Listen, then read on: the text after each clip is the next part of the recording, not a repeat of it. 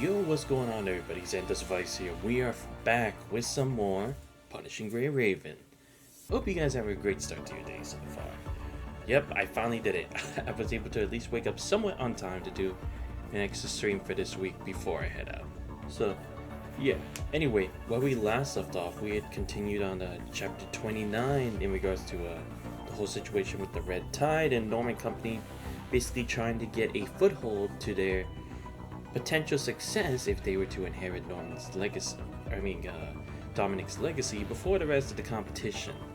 Unfortunately, it proved not to be as fruitful as they expected, because the only thing it was the shutdown sequence for the zero-energy reactor. But even with knowing this, now we have finally been able to accept the invitation from this Gestalt AI. But, of course, it does seem kind of like a double-edged sword, because it's like no one knows what's really going to happen if we try to see what's going on, or whatever piece of information may be laying behind. And just like we expected from the world government, most of them agreed that they should open the gate. And as they did, well, it seems like trouble struck once again to the entire world, as now punishing viruses practically infecting is at a much faster rate. I am curious as to where it's going to lead to, like if it's necessarily that simple, or what exactly does that mean as a whole, and what would it do to the world government now that it's like they made this decision and everybody knows it now. So I'm interested to see where that's going to go moving forward. So yeah, and don't worry, this will be the last chapter that I do of the event before I go back to chapter 14 and actually start that for real. Because again, it's like I still do need kind of the background information for these chapters that go ahead. So it's like I will try to at least find some more times to be able to go back and do some of those before another event shows up again. So that's why it's like I'm at least getting chapter 30 out of the way, because it was just such a suspenseful way to end it. And at least now the siblings of the Norman Mining Corps family are back together, no longer being held hostage by their grandfather. But let's see. Finale. Lucia once told Luna a story about imprisoned stars when she was little. Long, long ago, humanity had not yet learned how to venture into the starry sky. The vast starry sky holds endless mysteries. Shooting stars are seen as blessings from heaven. Make a wish before they land and that wish will come true. But shooting stars are fleeting. How do you hold the intangible heavens in your hands like a divinity sculpture? At that, the old man raises a mirror to the sky. The vast starlit sky is cut and becomes trapped within the mirror's edges. At last we can touch the stars, the people began cheering, holding their mirrors high. The moment the shooting star streaks across the mirror, the old man presses his hand against it. Now we've captured the star. Quick, make a wish. And it shudders involuntarily at these words. Stars ensnared. Chapter 3. Because that was also the weird thing. It's like, it displayed Luna for this, but it's like we hadn't seen her at all in chapter 29. So it's like, is she going to get involved in this next one? The more Gestalt Data Wall opens, the hall plunges into darkness. Crimson warning lights frantically flash across the screen. The entire Babylonia begins to shake and sing with Gestalt's tremors. Violent crimson lightning crackles under the alloy shell as the puncture virus seeps out. It contracts inward, condensing into a pitch-black sphere that's no longer a human eyeball. No larger though. Looks like a dark star that can devour even light. He was always going to come to this, wasn't it?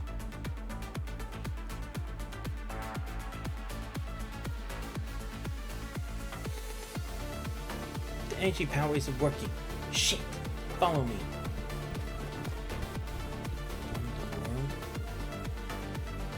The repairs will take time. It's at the Gestalt. We need a backup plan. What about access permissions? I'll explain on the way. Here is it. Ray Raven Asimov rushed past the blaring alarms to disappear in the darkness. Behind heavily fortified gates, the dark star-like sphere watches over its time and confinement. This This loop began on December 20th, 2160, which is 5 days away from December 20th of this year. When the punishing virus arrived on Earth, it first targeted the cornerstone of human civilization, information itself. So it infiltrated the largest information hub of that time, Gestalt. If its memetic contamination trait, the punishing could have spread through electromagnetic transmission. Given enough time, its contamination would have infiltrated all text and language, ending Earth civilization forever. Except Gestalt stopped it. When the virus broke out on December 20th, it was without this crucial trait. Only an update shell remained, that is the punishing virus humanity knows now. Over time, this empty shell infected countless constructs, machines, and humans. It was gradually filtering information belonging to Earth. Bit by bit, it became Earth's own specialty, a network Ascension network. She is here only because of this anomaly, this new possibility of survival. In the endless flow of time, she's watched humanity rebuild their homeland time and again, face disaster after disaster, slowly uncovered a network hidden within punishing.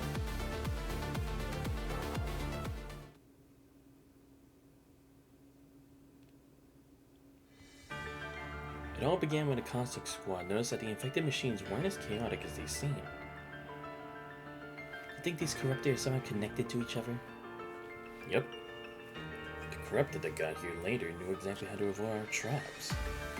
No matter where we relocated the traps or upgrade our tactic, the corrupted can detect them.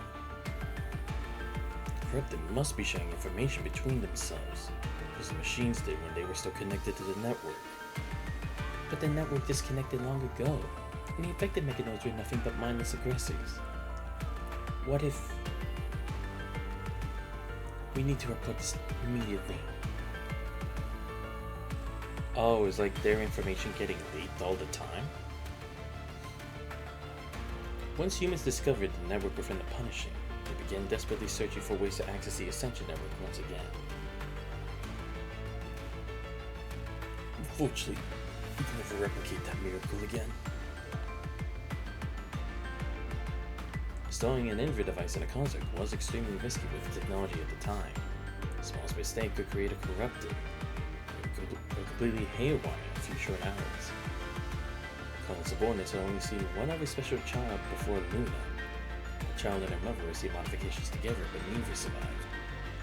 When the strike team was about to take them out, the fully infected mother suddenly shielded her daughter, made the child the only construct who remained uninfected after a failed procedure.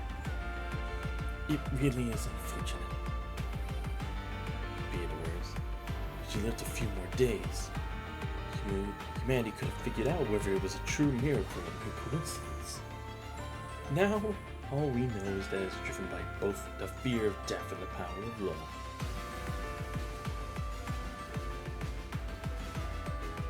They sought to recreate this miracle. Should we proceed with this plan? Of course we should.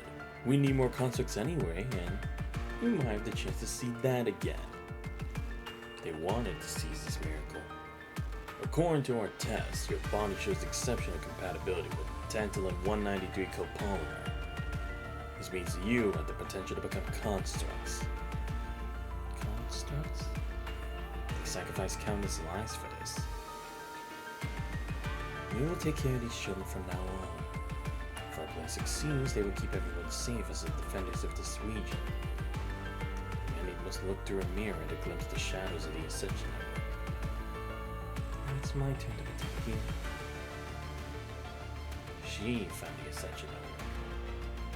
She replaced the Dark Star hiding within Gestalt and assumed command over the punishing and the power to influence it.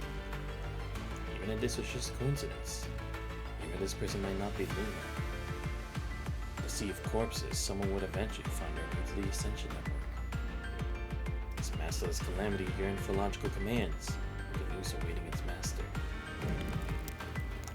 The masterless virus should have evolved alongside those who could control and resume the mission it was assigned at its birth. Good morning, Guardian. How you been? How can an ordinary girl comprehend the grand conflict between civilizations? All she could feel at that time was hatred within the heart she had yet to reclaim. But the punishment gradually changed through countless subtle interventions, whether she liked it or not. Until this moment.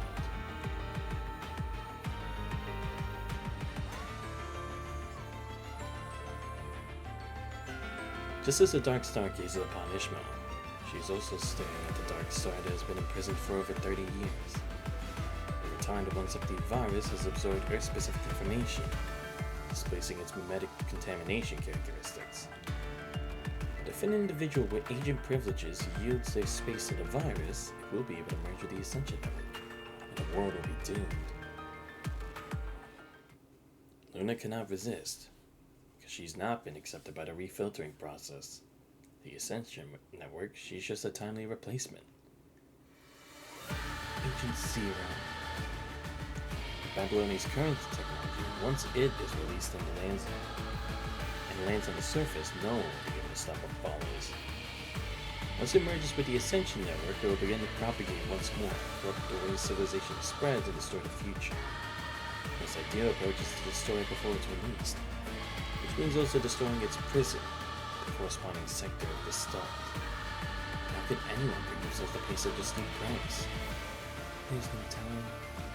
It's already too late to face death in the imminent explosion to avoid total annihilation. At this rate, even the possibilities hidden deep within chaos will disappear, leaving only the return ticket function. She heads towards the gathering crowd, hoping to see the final act up close. That's where she spots a children's picture book lying in the corner. The mirror that cuts stars in the story is now avoided, ripped open by the stampeding crowd. It avoided the mirror, which marks the separation shadow. Could that be the final variable? Good, I'm good. Did you decide who you're getting with the 3-song Bloom S-Ring selected? I think I'm gonna go with Liv Imperia just because I want my fire team to be perfected. Because it's like I have BRS, I have a Watanabe, so it's like I might as well complete it with a healer who can do a lot more functionally. So I thought like Liv Imperia would definitely be a better one. And then maybe later I can work on like my electric team more. The moment Gestalt sealed gates open, a concentrated ball of punchy fires burst from within. It's a great choice. Thanks. Asimov. At that moment, the sphere shoots past where Asimov was standing at the device. Asimov dropped it, and mayhem shatters it amid red electric currents. Watch out. Liv was further away, but she reacted just as fast because of their sharp sensing module's timely feedback. Plus, her lead was really nice. Oh yeah, that's true. As the first is over, she readies her levy gun, but Heterocore is moving too fast for the cannon. He calmly takes aim with his high-powered sniper rifle. His frame's computing power is reaching its limits, and to him, time to slow down at this moment. The Heterocore is spherical, with a diameter of approximately 2.4 centimeters. It contains unstable energy that overflows as electrical arcs. Direct hits risk detonation. You can avoid destruction and alter its trajectory to precise shots to drive it away from everyone. The bullet passes cleanly through a gap in the electrical current to strike with a spherical Heterocore at the center. Impact knocks the Heterocore off its course, only for it to finally snap back to its original path. Is it self-adjusting? Continues firing. With each bullet, the Heterocore shifts direction only to immediately correct its course. Its adaptive behavior suggests the Heterocore possesses its own consciousness. The control code officer staying directly in the spherical Heterocore's path. The reaction speed of humans is no match to that of constructs. By the time the control code officer realizes its danger, the red Heterocore has gone too close for her to dodge it. Soldier lunges forward to shove her out of harm's way. The soldier pulls his hand back immediately, but a red electrical discharge has already escaped his palm and form. The group left the alloy doors to the computing power center open just in case. The spherical Heterocore emerges from Gestalt and immediately takes a beeline for the exit. Liv, shoot the wounded. I'll protect the commander. Lee? Copy that. The soldier already tore off his damaged protective suit before Liv gets there. His palmar forms show burn marks and corrosive damage from the virus. Corruption spreads rapidly and is already reaching his shoulder. The soldier draws his handgun and aims it toward his own affected shoulder. Modified large caliber round tears through flesh and bones in the next moment. There's no hesitation. I'll administer the serum. The Omega weapons. Spherical Heterocore carries the extremely concentrated punishing virus. The virus would have spread throughout the room via the red electrical arcs of the Omega weapons and absorbed it by drawing the arcs. It gets from his wound, but the soldier doesn't seem to notice. He goes on to order the Construct Squad to check the state of the Omega weapons in the room. What's the punishing density in here? The levels are down to safe limits and continue to decrease. Please say so while I address the room. What about Gaston? What about Gaston? Has it been infected? Current has stopped arriving around Gaston. It's heavily damaged and falling apart. Once the blue is faded to an ethereal blue. Weak flickering light that is growing dimmer. The original connection equipment was destroyed by the lightning, so it quickly connects the backup diagnostic equipment. The signal comes through, but it's incomprehensible. Data disruption. Punishing? No. No, these aren't the symptoms of an infection. What's happening to Gaston? I'm not sure, but I think it's infected with a virus that's not the punishing. They're still going to be difficult to deal with. I'll partition Gaston's data first, before running a backup program to save any core data that has been affected. Right now, Gaston desperately needs hardware maintenance. Can someone... Before he can finish, the floor begins to shake, which nearly throws him off balance. Tremors grow strong, and everyone quickly realizes the entire room is shaking. The entire Babylonia is shaking. Oh, fuck. Not this again. Don't tell me we're gonna plummet to Earth again. Nightmare. The Phantom slowly turns, extending both hands to her to reveal a crimson nightmare. The correct path to pass the refiltering process. April 5th. 1 year after the disappearance of the Grey Raven Commandant, and 8 months before Gestalt data would be torn down. Lamia returns to Luna with a bag of nuts after escaping from the underwater incident. Miss Luna, I'm sorry for being late. I took a detour to get some gifts. Is this all you got back? It's quite a long story. Get to the point. There's more to it, but it's complicated. She examines the timid mermaid before her.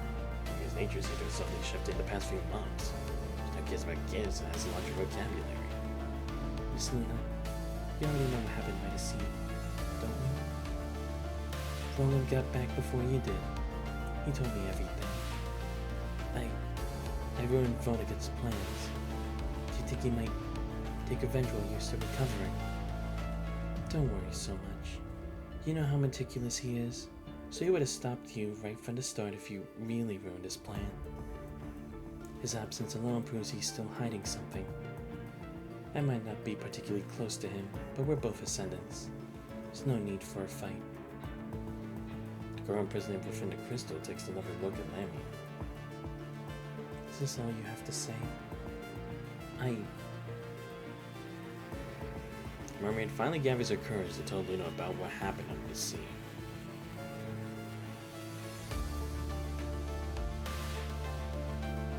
Anyway, that's how it is.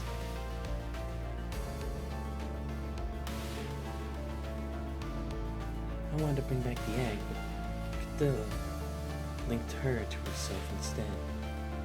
The egg stopped responding after that battle. It just became like any other hetero creature. And then Cinderella in the egg said she wanted to save her memories of the Cadilla project for Babylonia, so Cadilla was trying to stop you from taking the living egg even at the very end. Don't blame yourself. The intelligence you found is far more valuable than that dead egg. Also, Vonnegut created it. He would never have let you deliver it to Babylonia if the egg was still alive and had any value. You're right. Lilith was very close to me. If she wanted to stop me, she would have already. What should we do about the refiltering process? Lamia, how much do you know about the hetero creatures? 14 yanks, she thought hetero creatures and corrupted were similar, but now she knows better. A hetero creature is what remains when the individual is recycled and reconstructed by the punishing.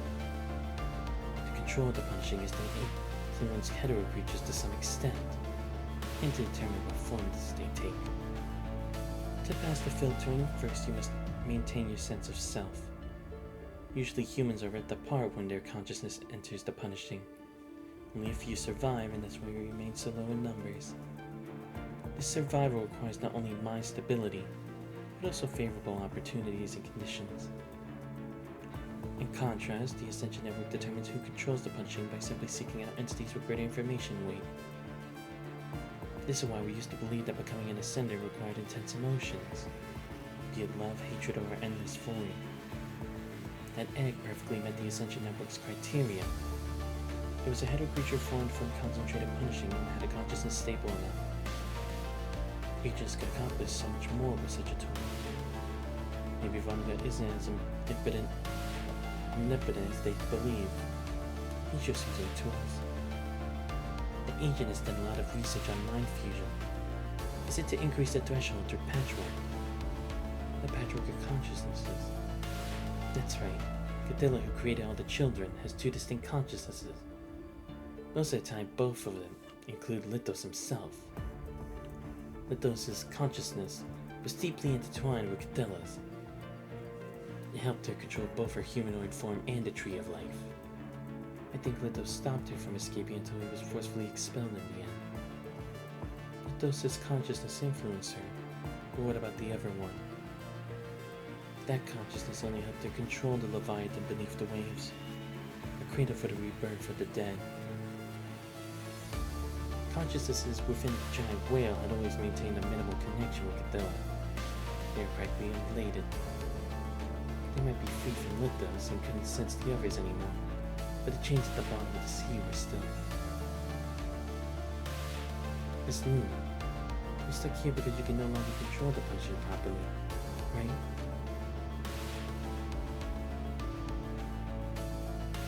It takes several steps backward to keep a safe distance. Stops only after making sure that the bound Luna cannot reach you. There's not much I can do. And I hope Miss Luna won't think I'm rude. If you tell me what's happening with you, I'll do my best to help. Why? Because I've always wanted you to stay. Sorry, I didn't mean anything bad about you, Miss Luna. I just want to stay here with you.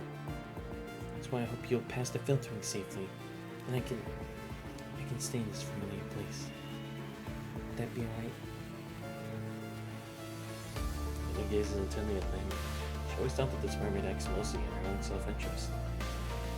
Core nature hasn't changed, but she's grown more selfish. She now includes Luna in that self-interest. Perhaps this isn't so bad. I'm really losing control over the punishing. My situation is the exact opposite of Cadilla's. She was patched together with other consciousnesses, which gave her enough power to control the Tree of Life and spawn countless hetero creatures. My consciousness is being dismantled and stripped away. I can feel the Ascension Network's connection shifting toward someone like myself. Also, the Ascension Network has evolved because of that hetero tower. The information stored within the punishing has been searching for autonomy for a long time. Similar consciousnesses can have similar requests for the Ascension Network. That's what happened with my sister and dad's sister back then. I've been hearing less and less of those noises lately. My authority as an agent has been fading with them. I despise it, but it looks like I have no choice but to swallow this bitter pill. Go where you wish to be, Lammy. When freedom arrives, I'll call for you. For now, I'll use my remaining power to search for whatever is left on the Ascension Network. The Phantom slowly turns, extending both hands to her to reveal a crystal nightmare. The correct path to pass the refiltering process. There's but one path to the future. Find your lost hatred.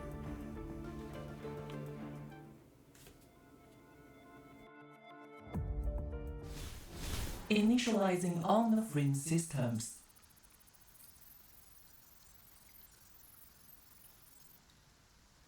Basic system functions successfully configured. 演算開始。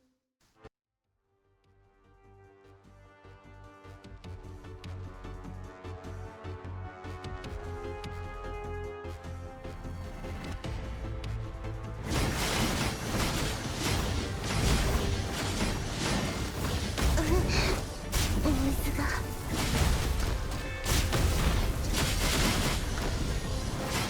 特に消えなさい。偽りの存在に。Core functionality interpretation complete. 崩壊なさい。次のフェーズへ。溶けて消えなさい。水が。偽りの存在。崩壊なさい。溶けて消えなさい。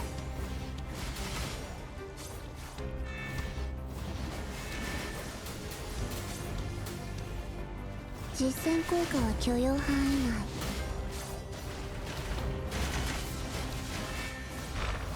溶けて消えなさい。偽りの存在に。崩壊なさい。溶けて消えなさい。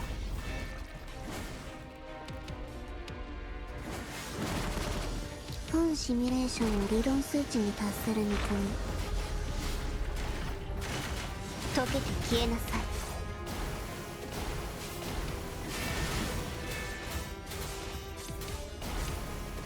真実を受け入れなさい。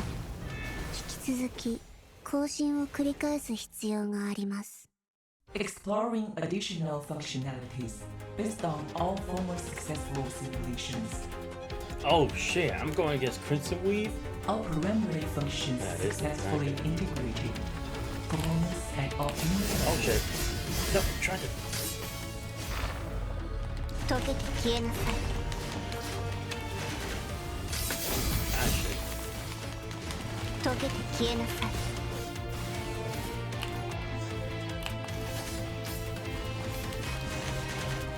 崩壊なさい。 Ah damn it.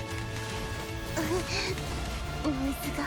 溶けて消えなさ Oh my god.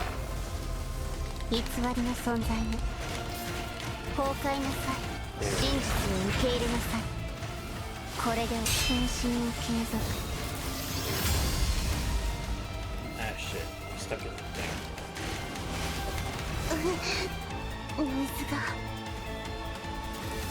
Ah crap. Not doing so great. 真実を受け入れなさい。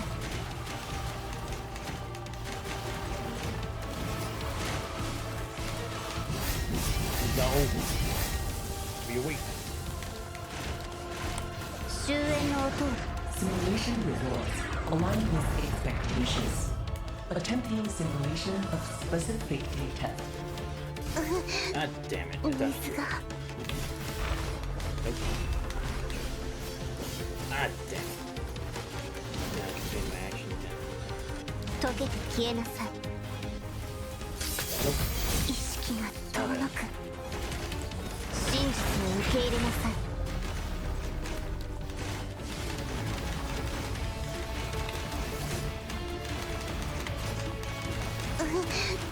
水が。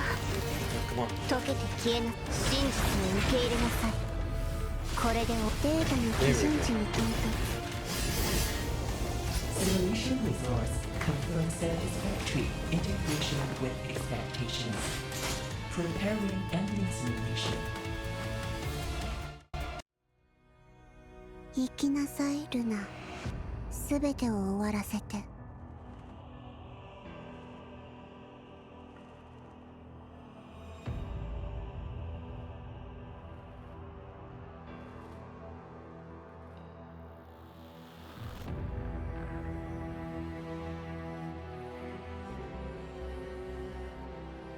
そしてあなたの望む結末を手に入れるの。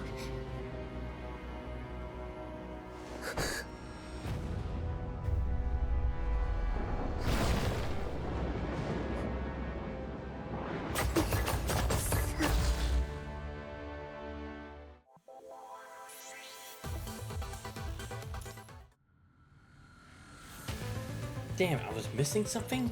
Fuck! Oh, that's interesting. It also doesn't tell me. Kind of makes me think, is like, was there extra information I was supposed to get from this? Or is it just that I didn't complete a battle criteria? Whatever. Departure. December 15, 10 minutes after Gestalt's data wall was opened. The chaos of Babylonia hasn't infected the surface yet. Then Emir appears before Luna, a small bag of milk cookies after being away for more than half a year. Miss Luna? She timidly peeks out of the corner at Alpha, who's standing beside Luna. Gets tired, she shows off the cookies in her hand. I've learned a little more about the refiltering process, but I'll need your help. Have you figured something out? That's great. I'll help. After the red tide appeared, I've been feeling an irregular pull wherever I use the power of punishing. That feeling comes from those who died in the red tide.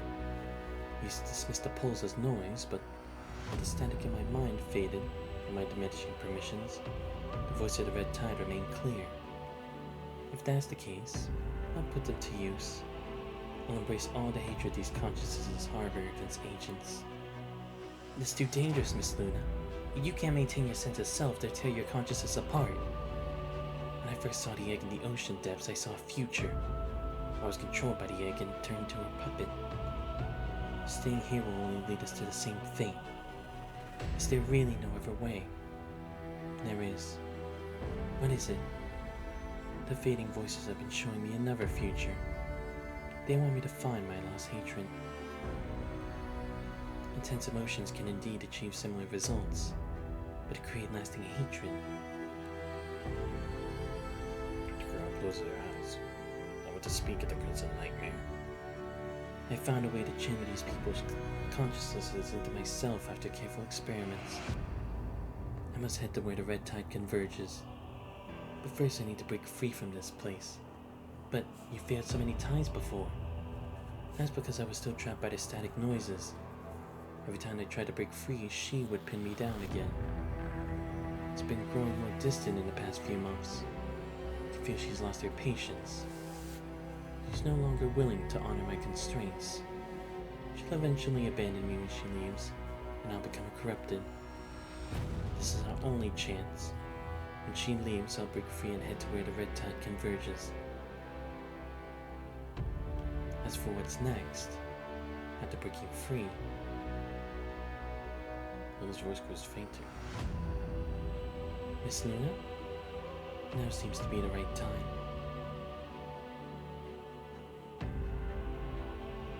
She closes her eyes and sinks once more into that crimson nightmare.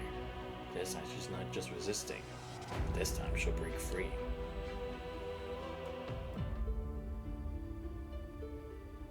Luna jolts awake, gasping for air like someone drowning before breaking the surface. She presses her curled fingers and palm against her forehead with such force that she might squeeze something out of her mind. It's no use. The nightmares remain deeply entangled in her memories.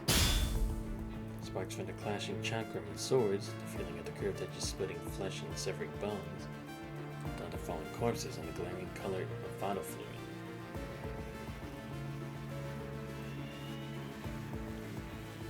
She takes several deep breaths with her closed eyes. Her eyes closed, opens them after regaining her usual composure. Raise her surroundings. Murky sky veiled in thick fog hangs above the floating, shattered streets. Punching aggregates twist. Into the ground like tangled roots, where faint static whispers echo. This is the data space of the Ascension network. Luna is familiar with the data space. She can recognize it even though the scenery changes between each visit. I shall end it all here. That was the final straw.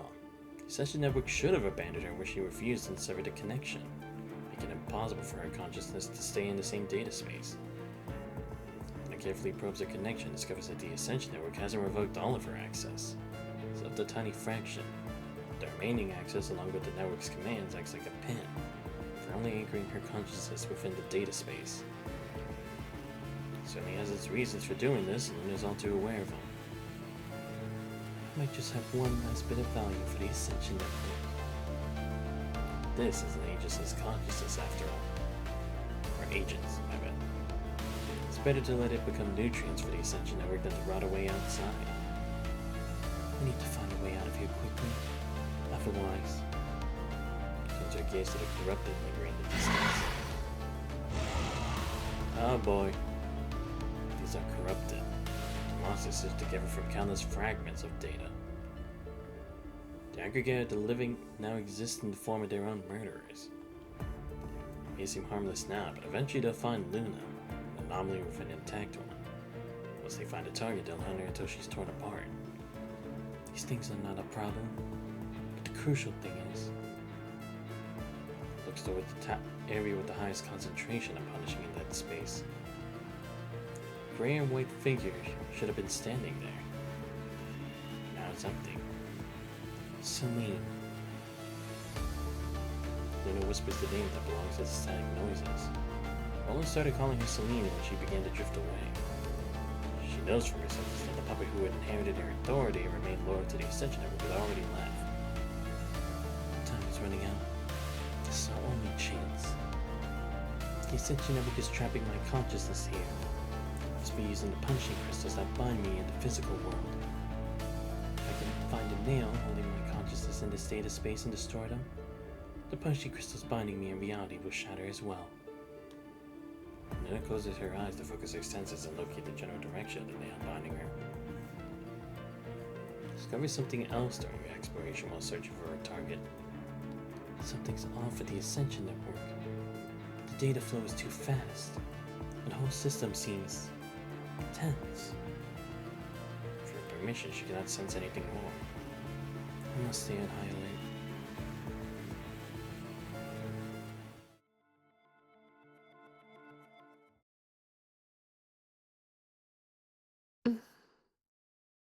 「ここ、データがまともに流れていない。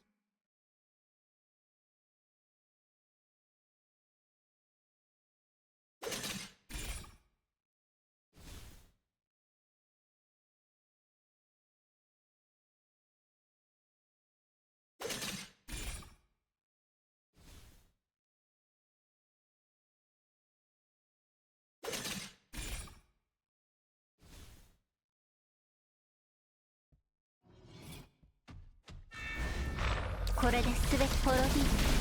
与えてあげる。生まれ変わりましょう。これで全てが終了するわ。滅びる。与えてあげる。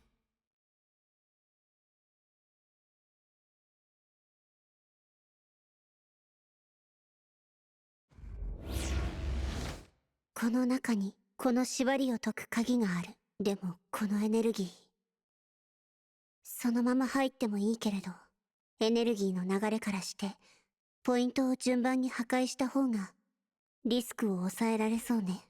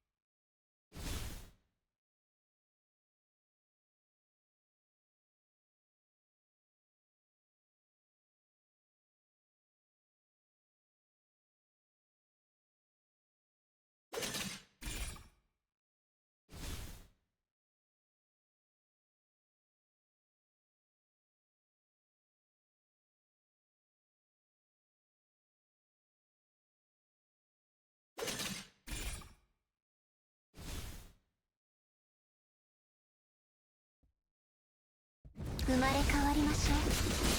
ありえない。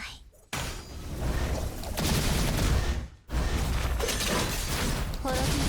与えて生まれ変わりましょう。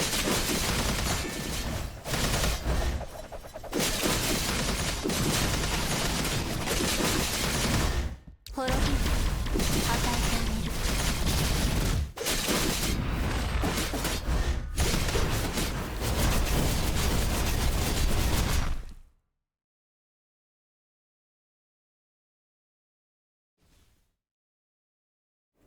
Oh, that wasn't the right one.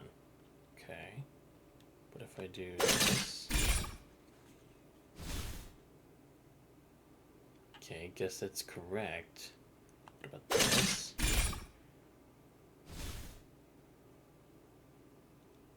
No.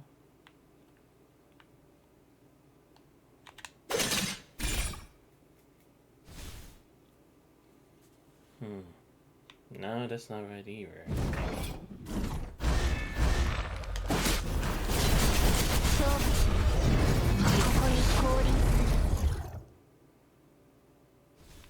So confusing. Oh, wait. Hold up.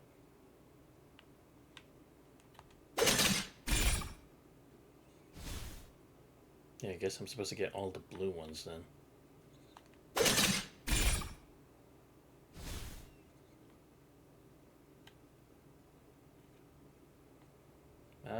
Yeah, just skip the battle.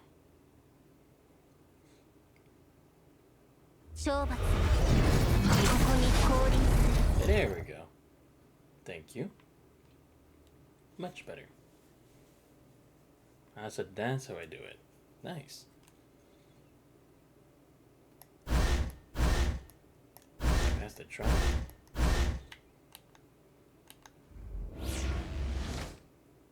I guess now I go to the final trial. I think this one doesn't show anything. Yeah, well.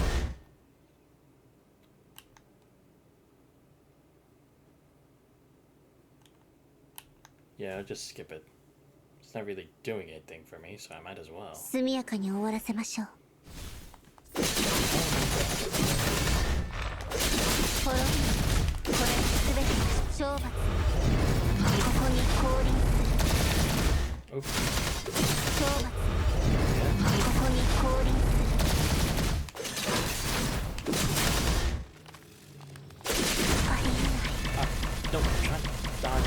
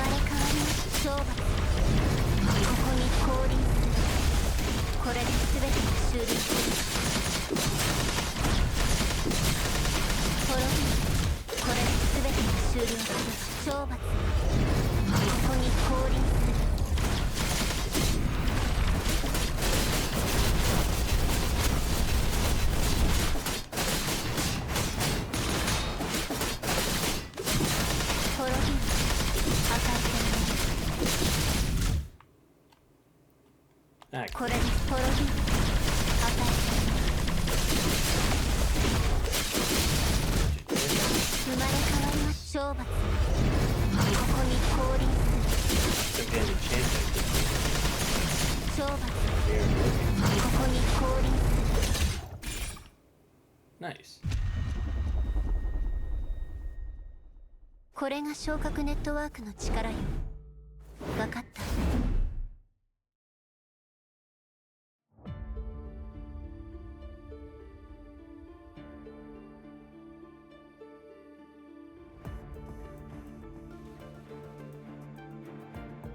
Luna finally reaches her goal at this, throwing the last enemy in her path. Crystal hourglass sits up within interwoven rotating rings. Fine particles of unknown material slowly trickle down. Meaningless symbols, useless constraints. It gaze upon the core of the prison which had held her for so long, while the power of punishing gathers in her palm. The attack is unleashed, the perpetual ring ceases to rotate. The eternal hourglass ceases to flow, and the bizarre device creaks with its imminent collapse. Impervious space begins to tremble as if responding to a signal.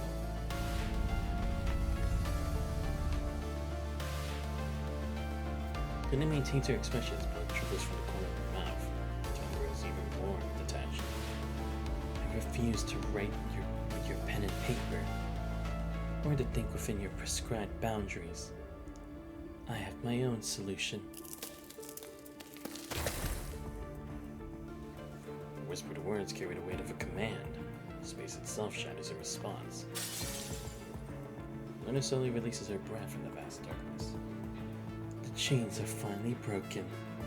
Now. As the space fractures, a faint sensation where she returns to lose Luna's consciousness. Lowers her eyes slightly as she turns her gaze. As there pieces the surrounding darkness, transcending distance and time to reach the heavens above. Babylonia. Celine. Why are you there? No, it's not right. How are you able to get there?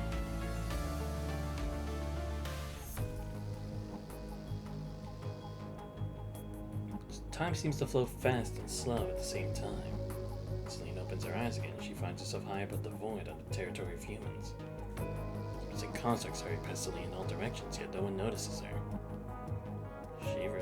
Some even run straight toward her, but pass right through her body without colliding with her.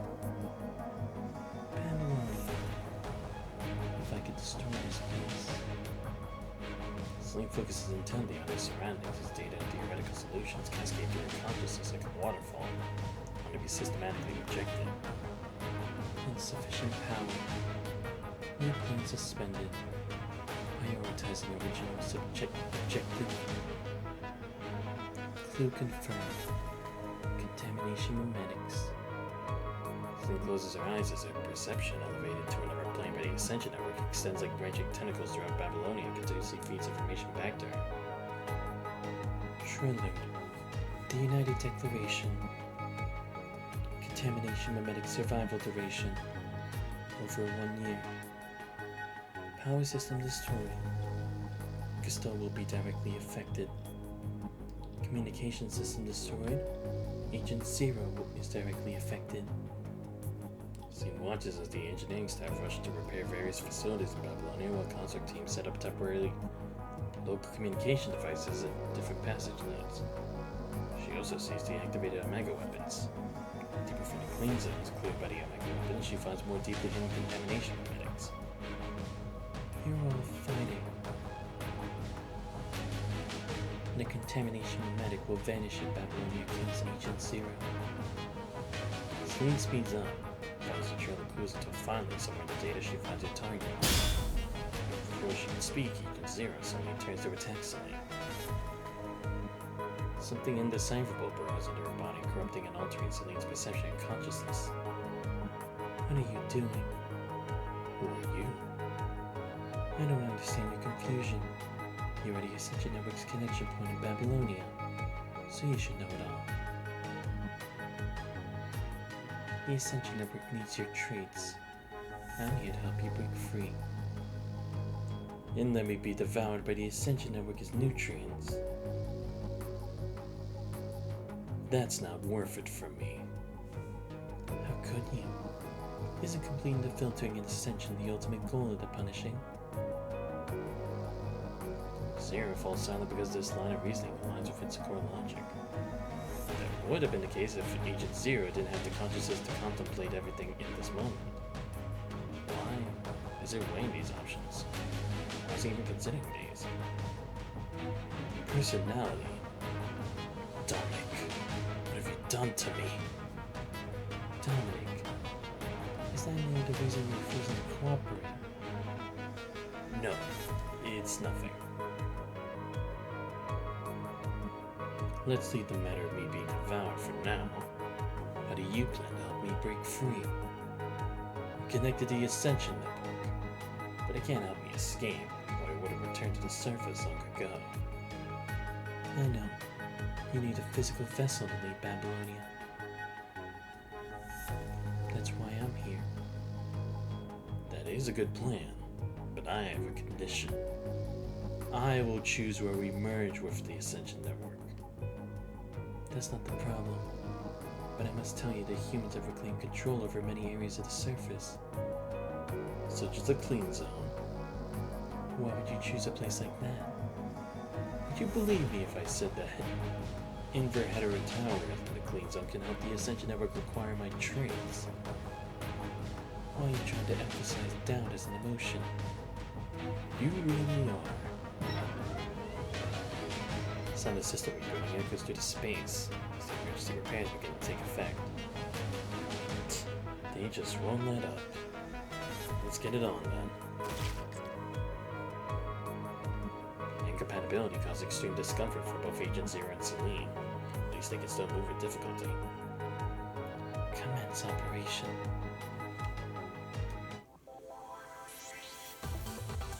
Interact with the illusion 6 times. Escape.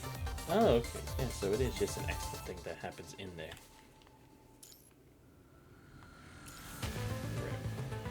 Ashivars takes a pedal from the Sky God in the most brutal fashion. Ooh. Agent Zero and Selena become one, transforming into the Dark Star wreathed in electrical arcs, setting upon Babylonia in their newfound form. The most peculiar-looking predator to date is broken free from its ancient chains, entering a pasture where it can hunt at will. Spaceport A1.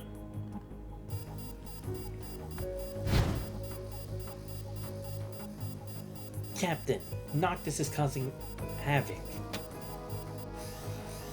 Fist unfrozen to an open palm, pressing against the alarm instead of smashing it. One side is necessary to become muffled and distorted.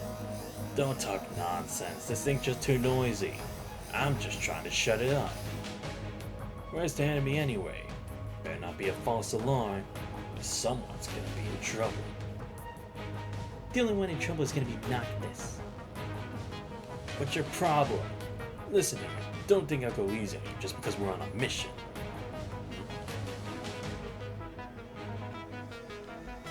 This smell. Something's wrong. As soon as the words are spoken, red electricity flashing before their eyes, making number 21's first stand on end. The punishing virus. What's going on? Are we in Babylonia right now? Chaotic red currents freeze for a moment upon entering the spaceport, then like sharks catch the scent of blood, surge forward in clusters, plunging at every piece of machinery in sight. Metal constructs begin to mutate visibly the instant they touched by the virus. Flash of steel cuts through the air behind them, shattering the machine that was about to complete its infection, springing to action. Get ready to fight. Let's not worry about where these enemies came from right now. Caught up in the excitement, Noctis clutches his hand, pushing the alarm device in his grip, in a piece. I've been dying to cut loose and throw down here in Babylonia.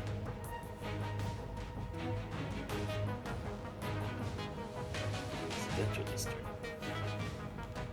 Usually bustling shopping plaza now lies in chaos, surrounded by renewed conflict soldiers from both the task force and purifying force. The center of the perimeter, a massive mechanical statue, originally a promotional display for the shopping center, is now collapsing amidst a cacophony of metallic groans. As metal shards rain down, 4 mechanical arms gracefully deflect the falling debris, revealing a gross silhouette emerging from the chaos. High-risk target number 2 has been neutralized. How are things with you? Response, a faint gunshot. Panyata. The mechanical part that was not fully destroyed and was still attempting to function shatters completely. All threats have been neutralized. The danger level in the residential district is low. The chaos caused by the panic among the crowd has proven to be more troublesome than the fighting itself. A few warning shots in the tranquilizer round should do the trick. Logistics teams from both the task force and purifying force are moving in. They can handle any security incidents.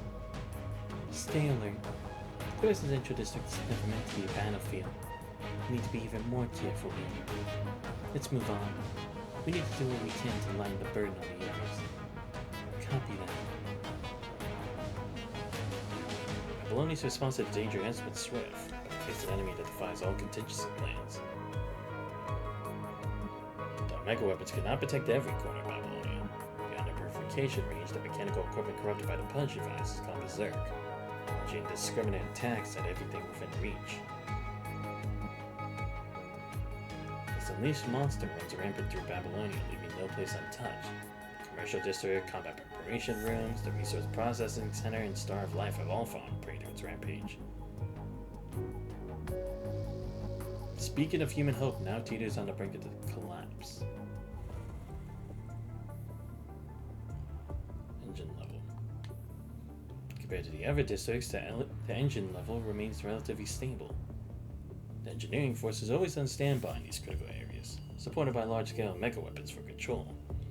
Any machinery showing the slightest hint of Punisher virus contamination is quickly disconnected, dismantled, and replaced. Well, we should consider ourselves lucky that things aren't completely terrible here. Those Parliament fools, always talking about further development in Babylonia. They do more harm than good when it comes to actual development. Teddy? The companion doesn't respond to her casual greeting. Carolina turns her head. As the movement, Teddy removes her headphones. What's wrong? What's got you so absorbed? The network should be down by now, right? I'm helping calibrate the emergency communication channels. 26 nodes are up and running so far. Now checking the frequencies to make sure they're stable. If we let the communication channels stay down, we'll be completely blind. I hate that feeling. That's why I need to get Babylonia's eyes back open as soon as possible. So you're receiving messages from other areas now. What's the situation in Babylonia? The local channels aren't fully operational yet. We're only getting basic reports.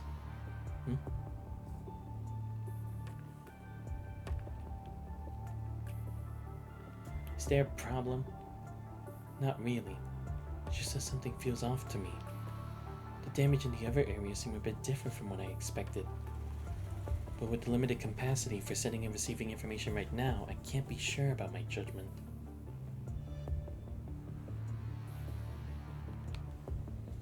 What do you mean? Can you explain it more clearly? I can't make sense of all that stuff on your screen. Well,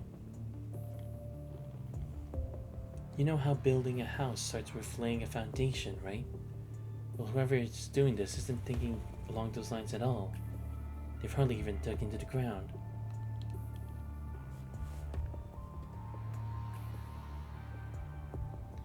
Are you saying they might have some scheme already? That the foundation's already been laid without us knowing? Maybe. Or maybe they never intended to build anything here in the first place.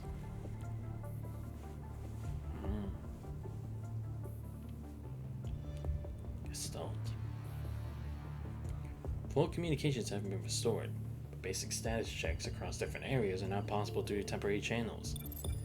Azamov stays before Gestalt to handle pop-up tasks on the control panel while monitoring the constant stream of regional updates for the terminal. Gradually, his movements slow to halt. Azamov? Something wrong?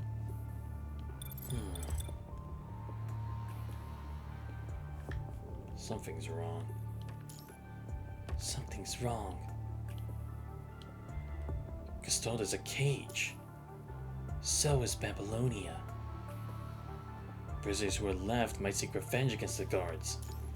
But destroying the prison can't be their objective. Gestalt, display Babylonia's three-dimensional map. Compile data from the temporary communication channels.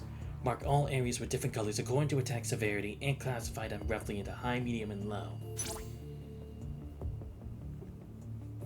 The temporary communications are too limited, with the possibility of error in human judgment. Xanthos, I need your help filtering this data to reduce errors. You don't need to give me explanations. I trust your battle experience and instincts. The data for Z55 is clearly wrong. It has no strategic value as a target from any angle. Reduce the weight factor for zone C57. Recalculate the attack patterns for these three zones using this new standard. J89 is misclassified. Data is too large. Data has probably been diluted due to the averaging methods. Divide J89 into 4 sections to include only the 2 attack points. Recalculate their connection and mark the rest as null zones. And here, reset the values for the most heavily attacked area to 0. Recalculate the color distribution with this building as a focal point. You two work together to enter new commands. Babylonia's 3D model shifts in color like the fabric in an artist's hand, so everything suddenly freezes. The chaotic patterns become ordered, revealing a coral blood-red serpent bearing its fangs silently as it prey. Seeing this, Lucia's grip tightens on her sword while lets out a muffled gasp. The truth lies here before you. When a prisoner breaks free, their first priority is to escape to the even larger prison that awaits them. Spaceport A1.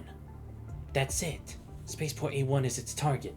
The other attacks were just a diversion. It's trying to escape from Babylonia. Lucia, Liv, let's move.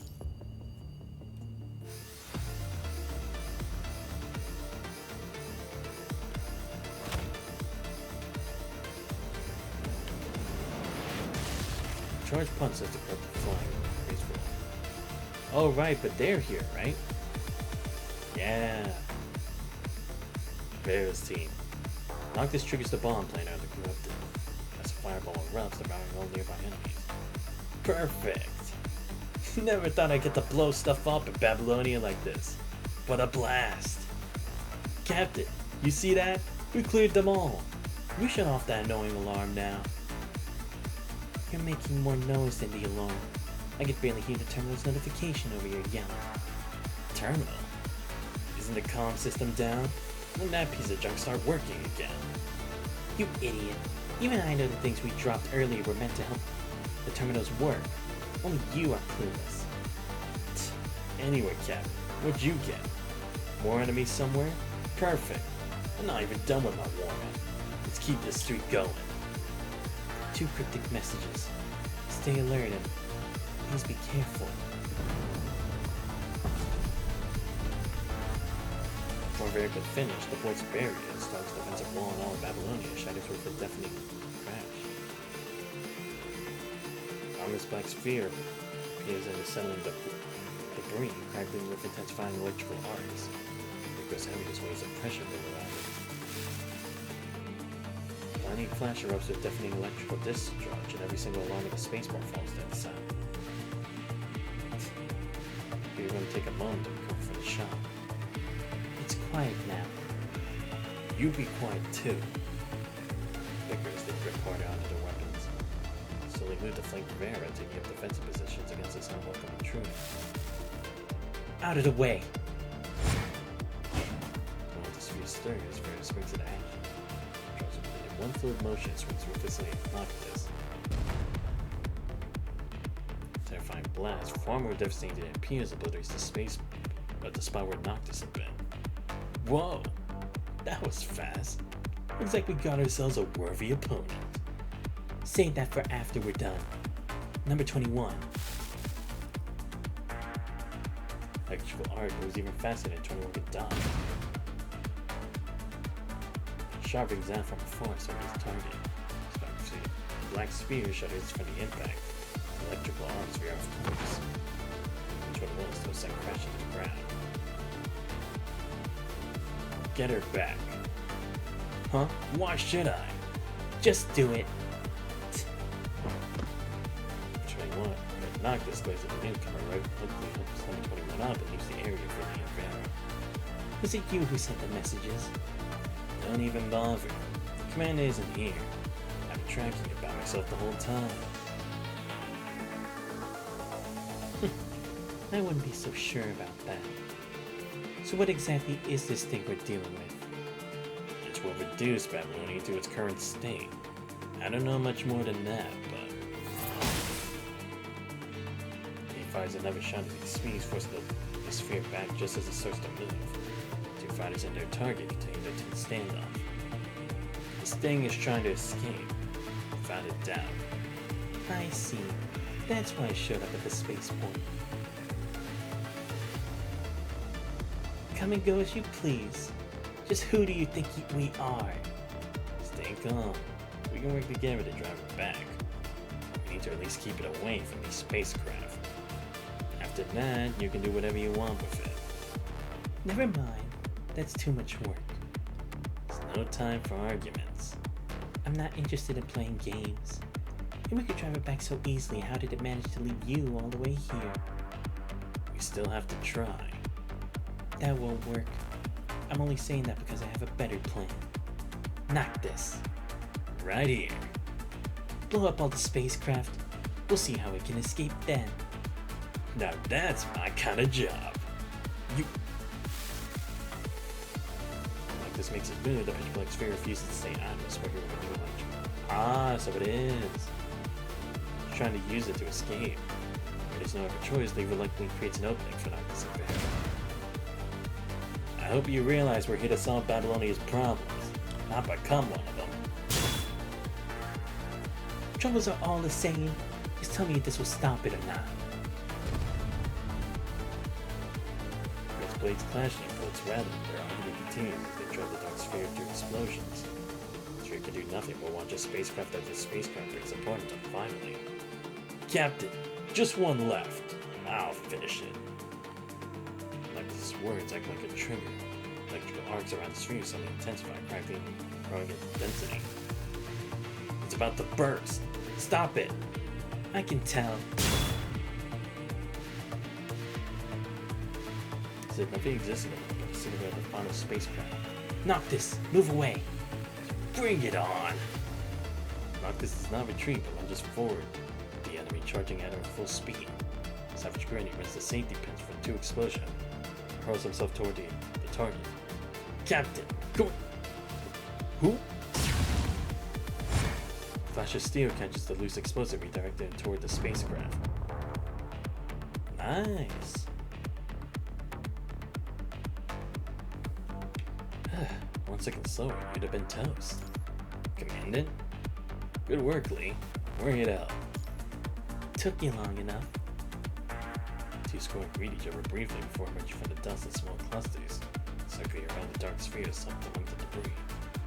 Nowhere to run now, eh? Looks like you can't even move. Quit it. Cornered beast is the most dangerous. We have 2 squads here. What's it gonna do? Turn the world upside down? Keep dragging your feet and I'm going in without you. Liv, neutralize its electrical field. Leave it to me. The same trick won't work twice on me. The electric defensive barrier shatters in an instant as Noctis dashes to the sphere's flank. That's when the residual electrical arcs around the sphere made an unfamiliar sound, but that none of you have heard before. Everyone's heart skips a beat at the moment. Squad springs to action. Electrical arcs emit a shrill hum like a monster's wail. Visible force freezing everyone in place. Blinding red light erupts as a familiar sensation and hammers at people's senses. Space itself seems to warm, and even their vision begins to distort. Overwhelming pressure as strong as the weight of a mountain suddenly crashes down on everyone, making it hard to breathe. Only one remains unaffected. Commandant!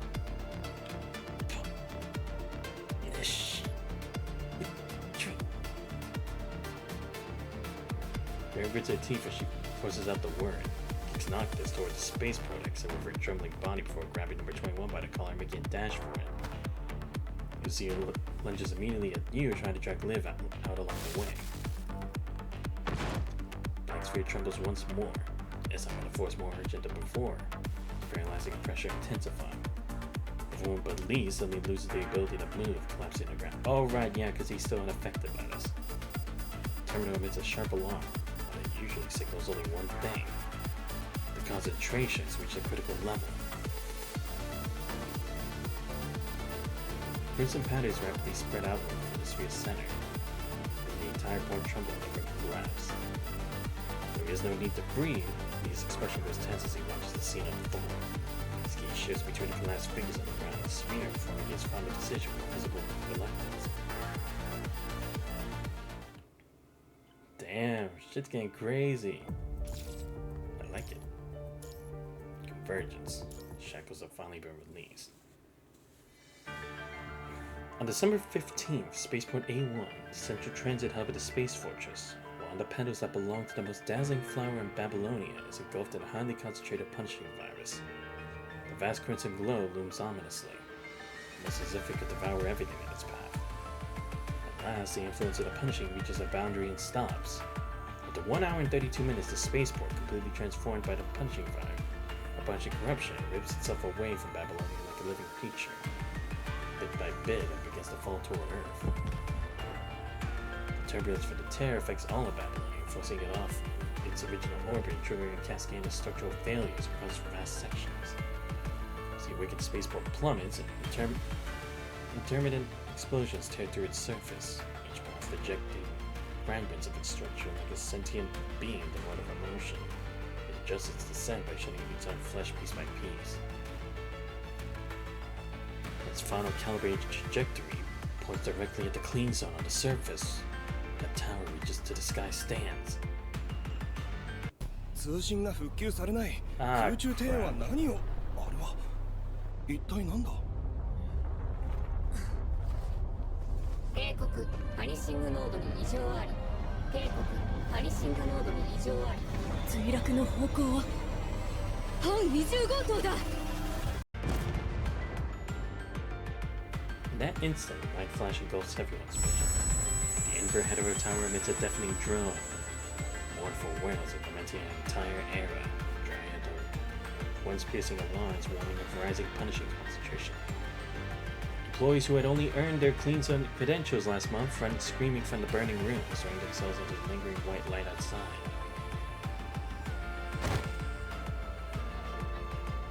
The fading white light, a petite consort catches the suddenly human in their arms. Mere moments, the clean zone, the symbol of humanity's hope, is ignited by falling shards, transforming into a sea of flames.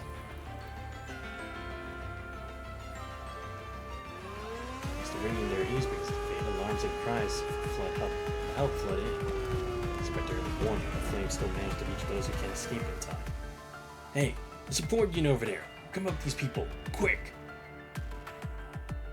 Put out the fire first. Where are the robots we brought down from Babylonia? Deploy them to help. Newcomers rush toward the most intense flames with fire extinguishers in hand, but are halted by another warning shout. Stay away from the fire! These buildings already have automatic fire suppression systems, and worse still, the punishing concentration in the clean zone is rising. Any robots rushing here could turn corrupt at any moment. His words sound like a panic to everyone present. What did you say? The clean zone? The punishing concentration? Is something wrong with the Inver Hetero Tower? Even worse. Look! What? Following his pointing finger, everyone looks around and realizes there are fewer areas burning than they expected. These fragments aren't the only things that hit the Inver Hetero Tower, right? Where's the biggest one? It's gone. What did you say? Really? Of course it's true. I saw it. I never took my eyes off it. That's exactly where my visual module got damaged. It hurts. How did they vanish? The moment they touched the Inver Hetero Tower, they just vanished. Is the abnormal punishing concentration caused by the Inver Hetero Tower too? The punishing virus concentration is abnormal? What was the situation now? Cosmic monitoring the punishing virus runs a trembling hand over the detector. The anxious, worried face of his companions, he can't bring himself to speak the great results. The detector screen shows the hetero zone creeping into the edges of the clean zone. But its expansion is slowed during the conversation. The fact that it's still happening is clear evidence that the Inver Hetero Tower is on the wane. The clean zone is shrinking. Extremely low punishing concentrations have also detected near the tower. This place is no longer safe. Standing around won't help. Let's focus on getting people out first. When the situation this intense, you know the elite squads won't just sit around. Let's leave the Inver Hetero Tower situation to them. They're the only ones who can handle it now.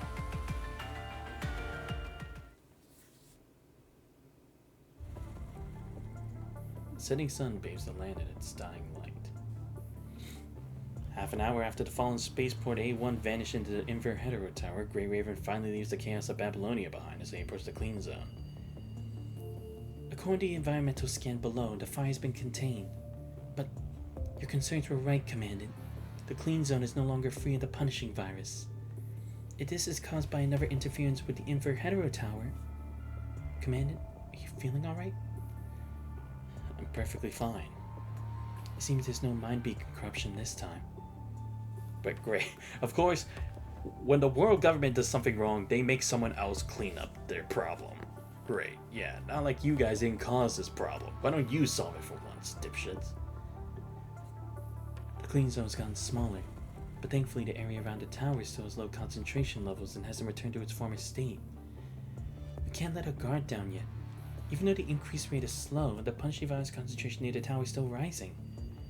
How could we possibly stop something like this? This tower. There's still too much we don't understand about it. Shortly after you returned from the tower, President Hassan said the same thing. This tower harbors too many mysteries. Its operational mechanics and means of entry remain completely unknown to us. If we invest all our reconstruction resources into it, there's no guarantee this unknown entity won't vanish just as suddenly as it appeared. But right now, we have no other hope. We must use it to rebuild our homeland. To the opportunities it presents, find a way to bring it under our control. So that's also why I chose that place to crash into as well, because we hadn't already thoroughly investigated it. Which means its power could still be used by someone else. I know.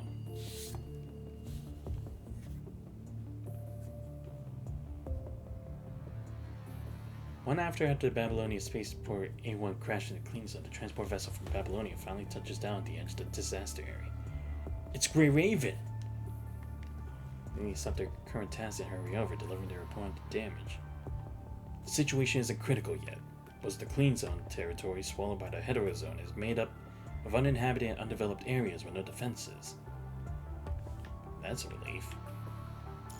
In addition to this, we just investigated the Inver Hetero Tower and discovered an unfamiliar door that wasn't there before. A door. It might be more accurate to call it a door-like structure. We all tried, but no one's been able to get through it. I'll lead the way. And by the construct, the four of you quickly make your way around to the other side of the Inver Hetero Tower. Find the tightly interlocked blue crystals and a narrow dark doorway finally emerges. When you shine an emergency light inside, there's no reflection, as if light is swallowed up, leaving no echo to escape. Just like the light before, the bullet vanishes instantly into the void, leaving no trace behind. Your forearm vanishes beyond the doorway, yet you can still feel everything. Your fingertips make contact with something solid, as if the door is only about half a meter deep. Next instant, a searing pain stings through your fingertips. Your hand's corrupted. Just a slight contact. I'm fine. There's still a considerable punishing concentration in there. We need to be careful. Got it. Lee, you're the only one here who's immune to the corruption. It's sealed off inside. You can't see anything and there's no way through. Something's not right here. You went inside before. Is it because of the frame? Or something changed within the tower again? Maybe it's really because of the frame? After all, the specialized frame has been built quite a bit over time, from Imperia's experimental data to the enhanced Inver device documents Egrid found, and later the findings from the Phantom Tracer and Ascended technology. Who knows? Any one of these could be the key requirement for entering this tower. If this door stays open, we'll have our answers soon enough. What do you mean? I heard that the higher-ups are still working on another frame on the same specs. But it's not going well. They're missing something that was originally captured in Phantom Tracer, making it difficult to replicate. They brought back a similar egg, but even after all this time, they still haven't managed to make it work. Do you know who this frame is intended for? Who else could it be?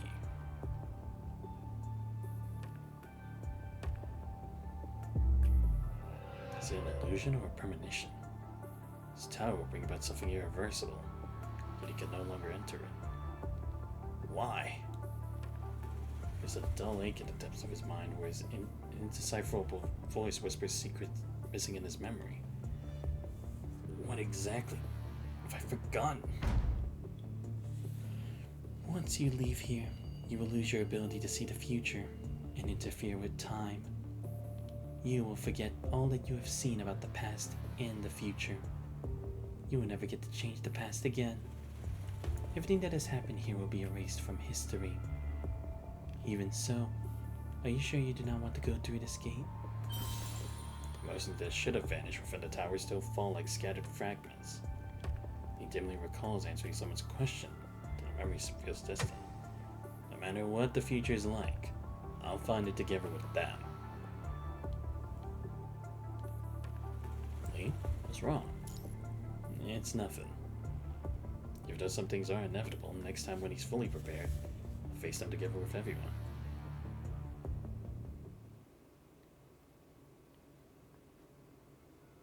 Give me a second, I'll be right back.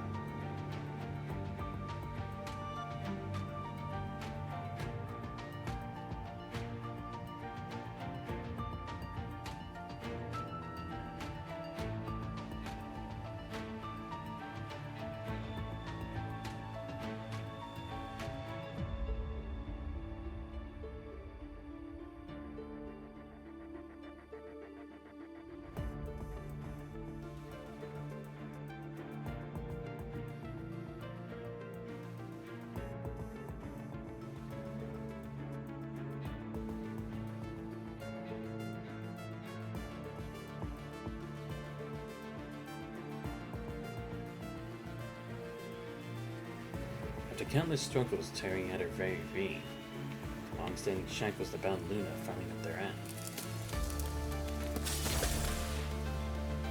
As the crystal-formed chain shattered and scattered, most of her power was away with them.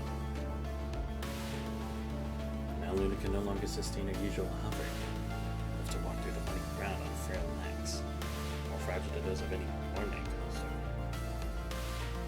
Unable to watch her stumble any longer, Alpha strives to her side for her grasp her hand, becoming the strength. Meanwhile, Lamia takes points, staying alert for potential attacks. She slowly emerges from the long-sealed prison and lifts her gaze to the sky again. The rising moon stares back at her with its cold silvery light. The night grows deep. As in the calm of the moonlight, the girl steps onto the land tainted by the punishing virus. She bends softly on the muddy ground, cupping the red tide that has gathered in the shallow hollow. What's your next move? Sister, what are your thoughts on these red tides? I never fought a punishing virus. Yes, but there's more to it than that. When I first saw the red tide with Gabriel, I only saw its flaws. Even in battle, the red tide's deadly high concentration zones may spell instant death. And how could they ever compare to the lethal fields conjured by the Ascendants? It crawls along on the ground, only able to gather and flow at the Ascendant's command.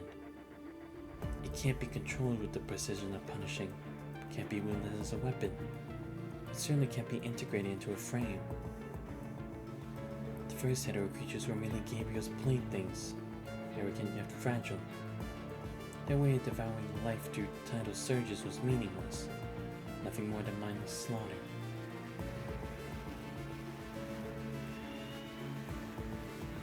It wasn't until I saw those red tide projections that I finally understood. The true purpose of the red tide is to absorb the information stored within the Ascension report, allowing Earth's concepts to more seamlessly fill the punishing virus. Punishing is constrained by the red tide. That's precisely what makes it more controllable. Sister, do you remember the story you once told me about the imprisoned stars? I do. I was once like that old man with his mirror, seeing only a partial reflection of the Ascension network. But now she was broken free from my control is just like that old man, seeing only a fragment of who I am.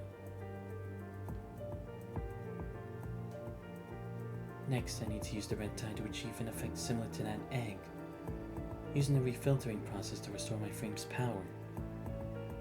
What? How is that possible?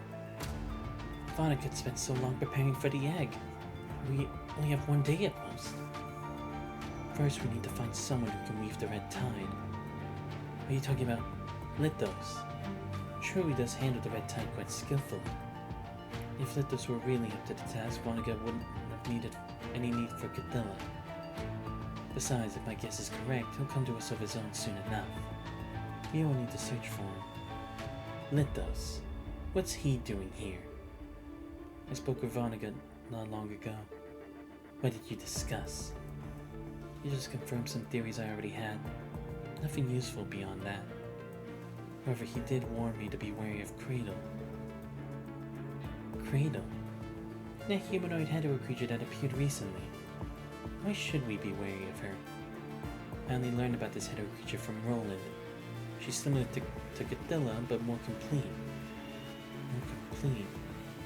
But weaker in combat ability. Really? Cradle was weaker in combat ability? Is it really necessary to be cautious of a hetero creature like that? Her true nature, rather than being a mere creature, is more akin to a title. Right now it's Cradle, but after her death, another hetero creature could take her place. That's why she cannot be truly eliminated. This trait resembles that of an agent, doesn't it? Even if it weren't me, someone else would become an agent. Is she part of your next move? Correct. I intend to make a deal with her, and for that, I'll need Grey Raven's assistance. Why? To achieve an effect similar to the egg in such a short time, I must enter the Red Tide. I need a mind connection to stabilize my mind, and only the commander can provide it. Right, because he did that once before. Because it's like, it's one thing if it's like just the power to do it, but to successfully link with Luna and stay conscious to it, only the commander's been able to do it. One more thing. Even if I pass the refiltering and regain my frame's power, I must still reclaim my rightful authority as an agent. It fell into the tower in the clean zone along with Celine. I can sense her location. That Inverhetero tower? Could it be? To get inside, we had to step into the clean zone. No knowledge of its terrain or defenses, sneaking in wouldn't be a smart choice. If Grey Raven were to support us, gaining entry wouldn't be that difficult at all. Ah, and now it lines up this time. They have no reason to help, except now. They do have a reason. You mentioned it yourself. Part of the fallen Babylonia disappeared into that tower, didn't it? Those humanity's heroes must be desperately trying to find a way to prevent this disaster from escalating further. Even for us Ascendants, only refiltered agents can enter that tower. Humans will find it even more troublesome to deal with. And finally, there's Cradle, an issue humanity cannot afford to ignore. So it's like they could give us something on Cradle. This is dangerous. Tell me what you'll do if you fail. There are no other options. I'm prepared for this. If I lose myself to the Red Tide, these are the hetero creature that talks just like me as a memento. That's not going to happen. Trust me, sister.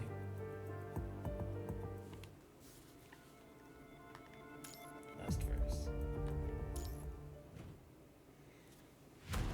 Just as Luna predicted, while they carry out their operation, a dark figure stands at the corner of ruins, trying their gaze from the Inverhetero tower.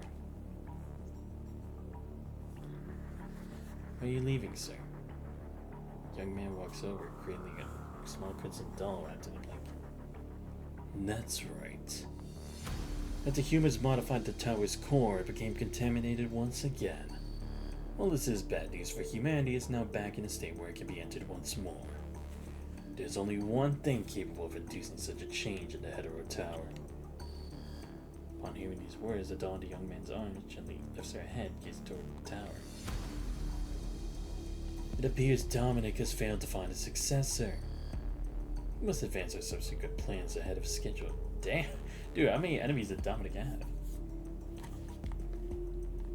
Vonnegut reaches out to take the doll from the young man's arms.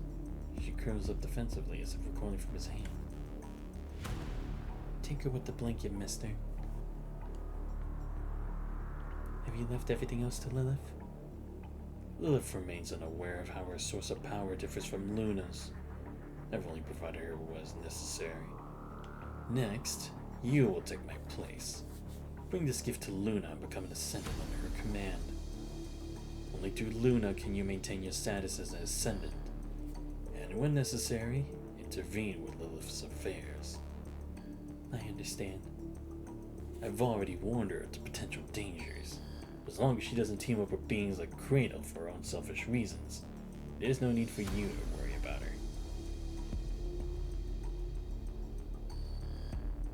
Cradle. Is she the type of anomaly that you mentioned before? That's right. Even if we kill her here, she'll reappear with a new identity.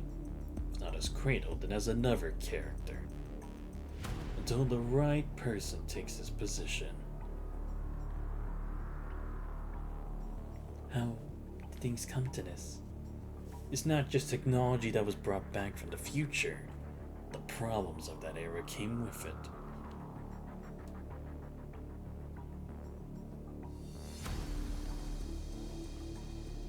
Is it too late to stop this? Once it's released, whoever threw Luna or who failed the filtering or to Cradle, its fusion with the Ascension network is inevitable. The only question is, who will take control? Between the two, Cradle in the form of the hetero creature poses a significantly lesser threat. At least, that's how things stand for now. Several months ago I spoke with Luna. She'd already set up her own plans in motion. Go to Luna, Lithos. This is your final mission.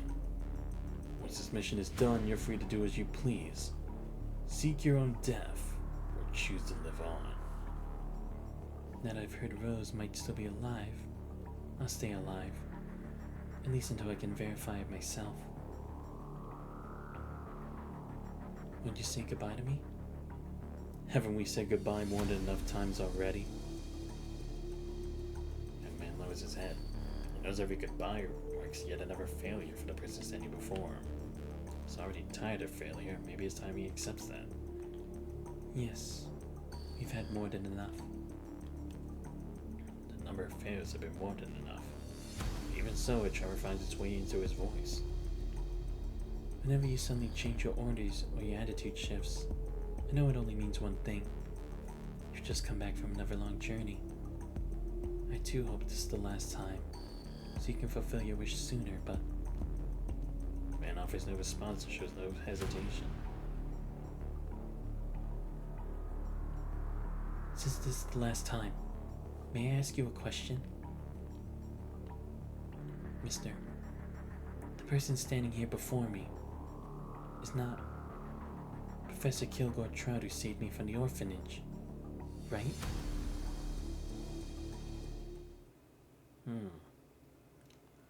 Then the others moved through the deepening night, meeting Roland at the border between the clean zone and the hetero zone. Miss Luna. Seeing Luna stay, Roland's usual smile fades away. Everything you asked for has been taken care of. Perhaps along with his smile, he holds back the worries he knows he shouldn't express. Thank you for your efforts. The agent no longer able to float in the sky, gently lifts her head to look at Roland standing behind the crowd. That frame of yours must be struggling to keep up with battles now. If this journey goes well, there's no need to worry about that yet, Miss Luna. For now, the priority is making sure this journey goes smoothly. There's only one mission left. Lure the Grey Raven command him here. And remember, don't alert anyone else. Quite the challenge mission we have here. Looks like only Lamia is up for such a daunting task. Lamia. Wait, the security here is too high. After what happened today, the guards inside are on high alert. Even if I only been on to the perimeter, or the commander just happened to be there. No time for a slow search. The communications are down, we'll capture someone with internal communications access. But Miss Luna just told us not to alert anyone else. Keeping the disturbance contained to one room should suffice. After all, Miss Luna's only concern is avoiding a war with humans at this moment. If I remember correctly, you still maintain some underground contacts in Babylonia, don't you? I'll follow behind you and draw the enemy attention when necessary. But is this really okay? Contacting the Grey Raven commander to kidnapping? It's just... won't this make that person angry? What we're about to discuss should stop the deterioration in the clean zone. You wouldn't do anything as unforgivable as a massacre that Grey Raven couldn't overlook. Especially not now, right? She looks at Luna, then Roland, who gestures his dad come along. Finally at Alpha, whose gaze urges her forward.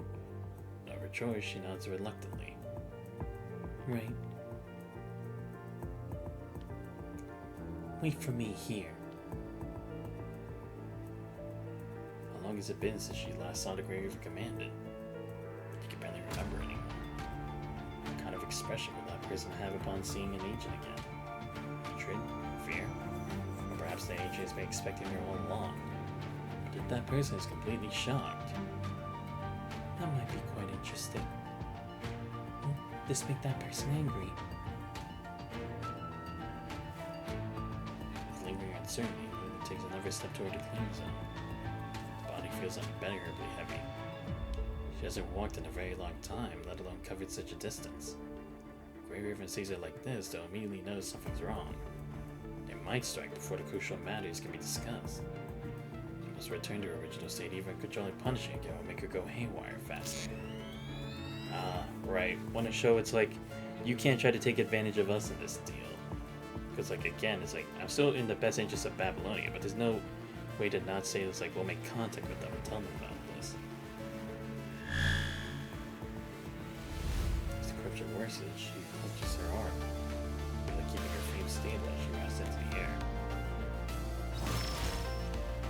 Though the intensifying pain turns the shadow of its soul, Luna maintains her hover, only adjusting her position the better to conceal herself behind the trees at the head of the zone.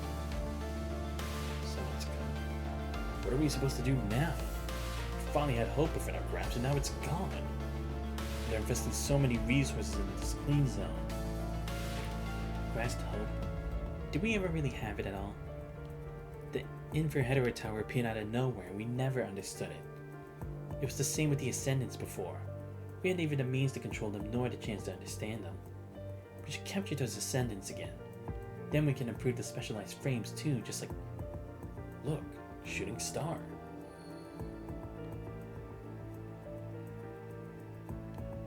When you see a shooting star, make a wish upon it. What about the shooting star itself? Don't worry, it came down from the heavens just to make our wishes come true. Dan said that because we look up to it, it bears the responsibility of our hopes.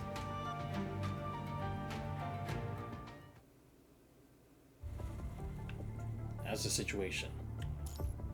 All the wounded have been transported to the medical center by those stationed in the clean zone. We have 57 minor injuries, including 7 constructs and 2 severe cases. Thankfully, there were no fatalities. We have adequate medical supplies. I'll stay at the medical center until the next mission, helping Lillian from Dark Ares attend to the wounded. Is Lillian here as well? No, I'm going to keep Liv here, but I'm not very experienced with treating humans. Already short on doctors, so... I understand. Give my regards to Simon. Actually, I just visited Commandant Simon. He asked me to send his regards to you as well. Gotcha. Lee, how's the situation on your end? Still patrolling and searching for clues in the surrounding area. Nothing unusual to report so far. Alright, keep in touch. From what we can tell, the situation will remain unstable for now. You should get some rest, Commandant. What's wrong? Speaking of rest, I've been having some strange dreams lately. What kind of dreams? Commandant? Never mind. They're just dreams. Dominic. On the day the Parliament passed their resolution, you found Dominic's message to the full sensory simulation device Nanami had left behind. Dominic said it was an invitation, a chance to take a test and have your data added to Dominic. I refused back then. This area needs all living beings who strive for tomorrow, some vague shadow of the past. That's exactly the answer expected.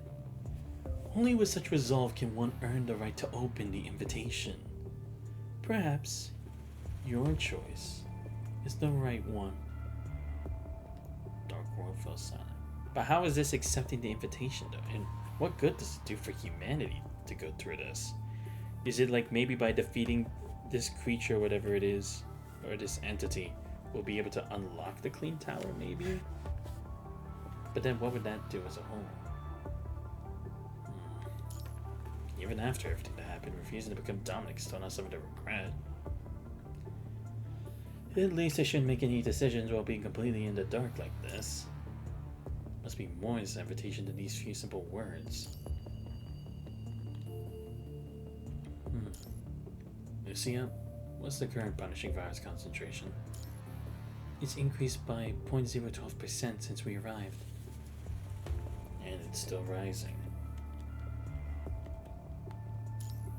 We don't have much time left. Commandant, I still recommend you get some rest. If you keep pushing yourself like this. Lucia, Ascendant Roland's been detected. Maximum alert status. Roland? What's an Ascendant doing in the clean zone? I'll secure this position. How's Liv? Liv? She run the Alpha? An Ascendant mobilizing on this scale? Now of all times? Liv! We need to check on her. Now! Lillian? We've been taken hostage. No time to ask anything else. His face suddenly appears and he's gone. A long time no see, Grand Raven Commander. This time, I'm not here to cause trouble. I found a way to solve the problems in the town. Since I couldn't connect through normal channels, this is the only way to reach you. So I hope you can come to this location at the edge of the clean zone. I sent you the coordinates. And also, only Grey Raven should come. Don't alert anyone else. These people won't let me out.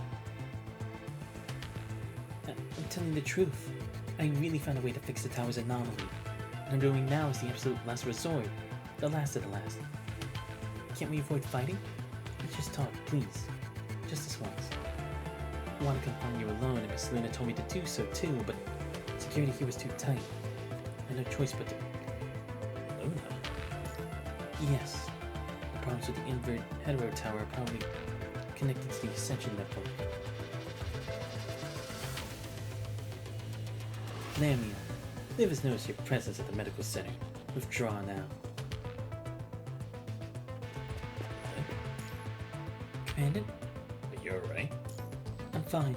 No one in the medical center was hurt. What about Lee? The Wolves were treated with him. Quite a few patrolling constructs in the clean zone detect the Ascendant intrusion. What's our next move? Have them stand by for now. Are we going alone as the Ascendants requested? No, I'll make my report first, then go do it for them. Grey Raven, turn to my position. I'm gonna have a little chat.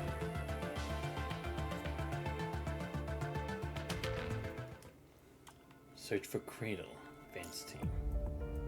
Whoa, what? No way! We're actually gonna team up? Like, for real? The Roland finishes story. That would be very interesting, though.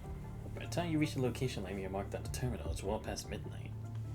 No clouds are obscured, the forest is bright enough at night to clearly see the Ascendant standing ahead, even without using any artificial lights. Stop at what could be considered a safe distance. You really did bring a hostage with you.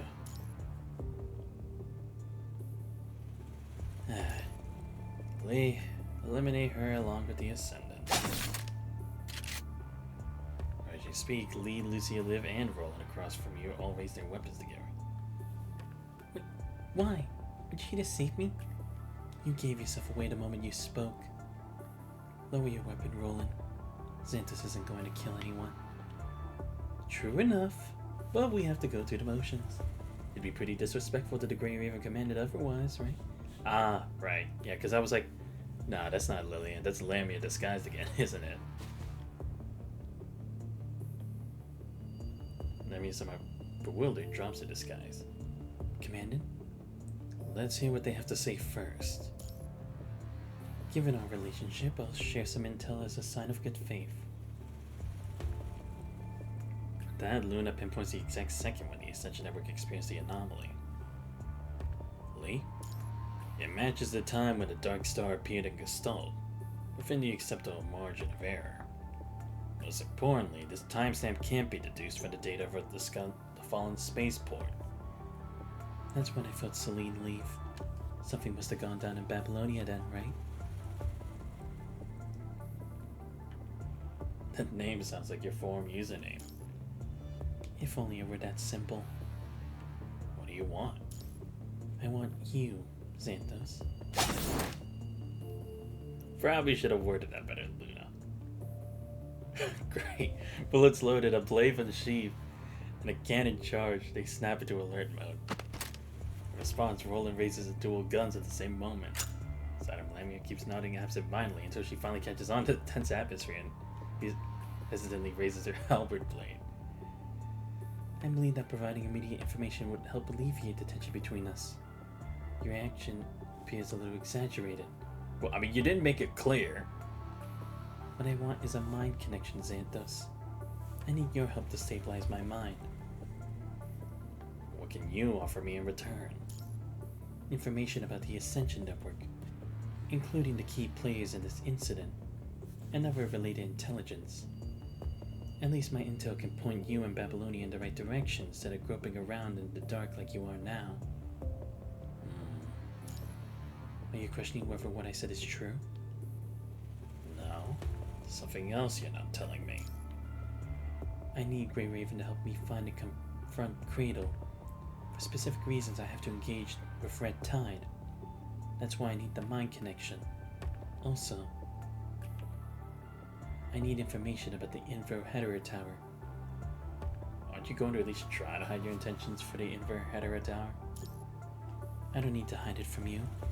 By now, Babylonia can't do anything about it, right?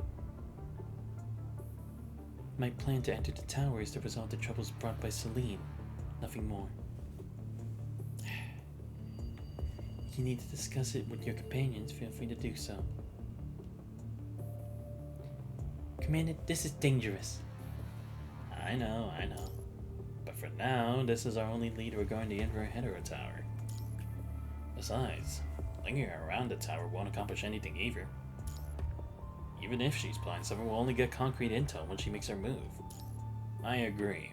Any discussion now would be mere speculation. Let's focus on finding Cradle with them first. Then we can plan our next move based on the situation. Yeah, just locating Cradle's position alone makes this risk worth taking. To start, you instinctively reach for the external storage compartment of your powered armor, swallowing the rest of your words. After all, there's no way to be sure they're truly polite enough to refrain from eavesdropping. Besides, I'm carrying a personal grade of mega weapon. We can travel together for now, but we'll decide whether to cooperate or not. Very well. Let's move out then. We can share intel on the way. Neither of us has time to waste. Wait a sec. What else? Can we establish a mind connection right now? I just need a little while. You're fine with it, then go ahead.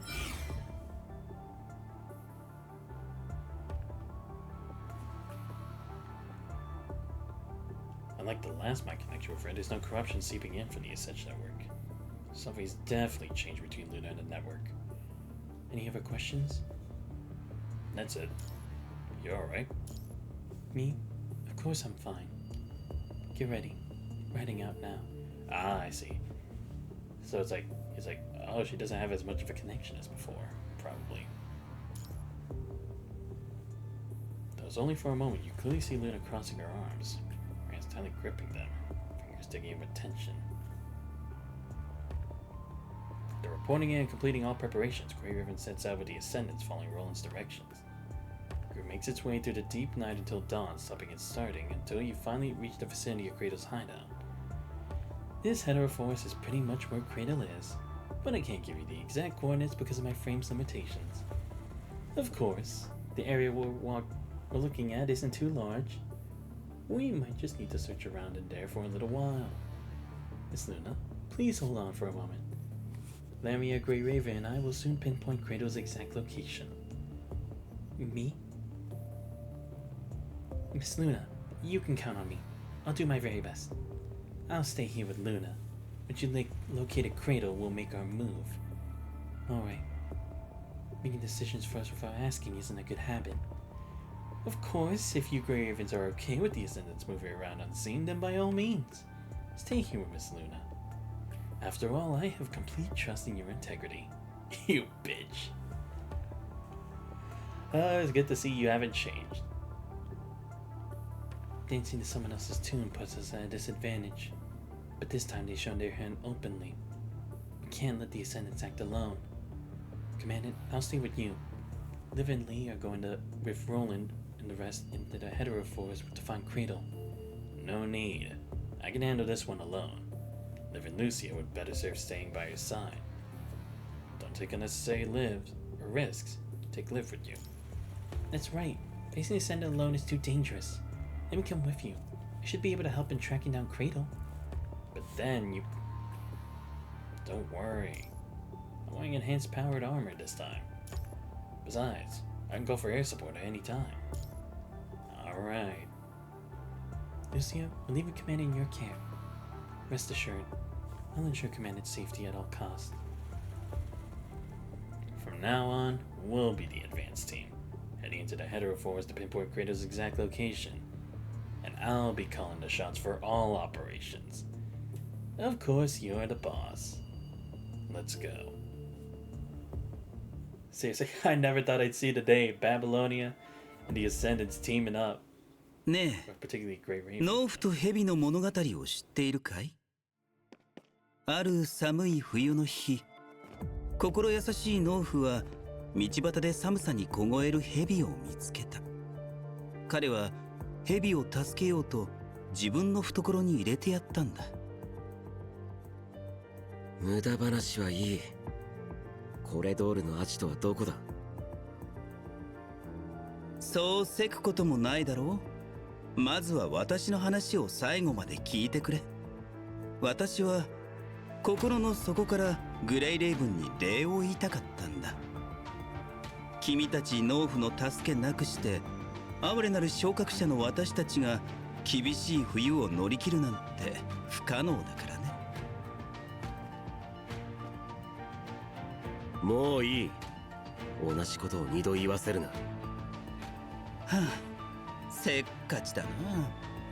コレドールの住処ならこの先だよ。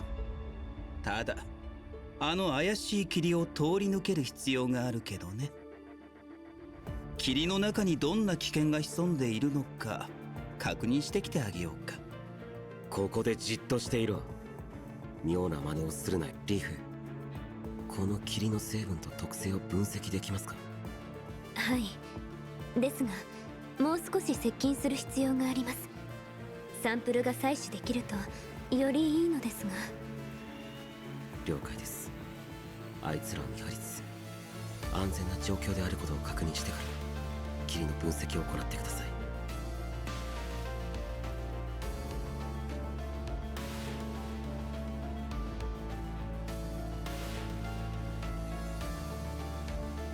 Alright. Oh wow, we actually are doing this. 異合生物です。気をつけて。霧の分析を開始。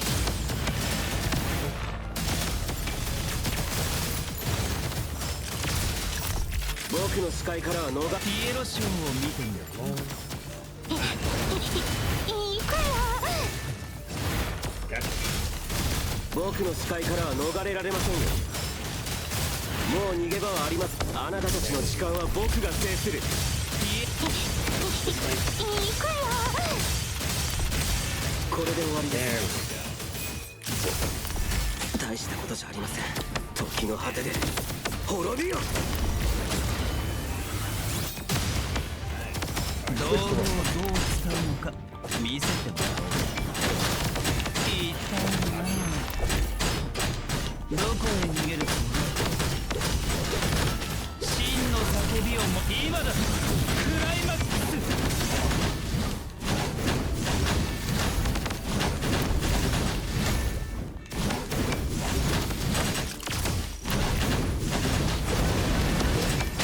Ashen.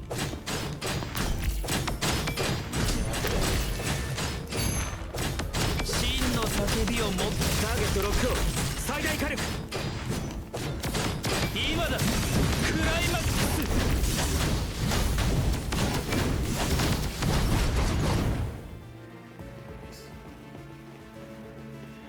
霧が消えた。霧の濃度が高いほど腐食性が高まるようです。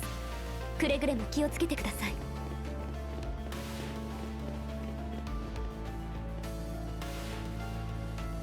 物語の続きを話そう。農夫の体温で温まった蛇は元気を取り戻したが、その本性をあらわにし、恐ろしい毒牙で農夫に噛みついた。こ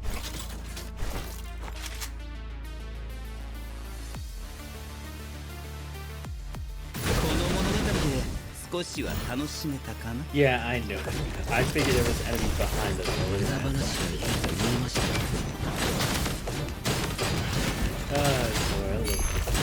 観客の皆様、ターゲットロックを最大火力。今だクライマックス。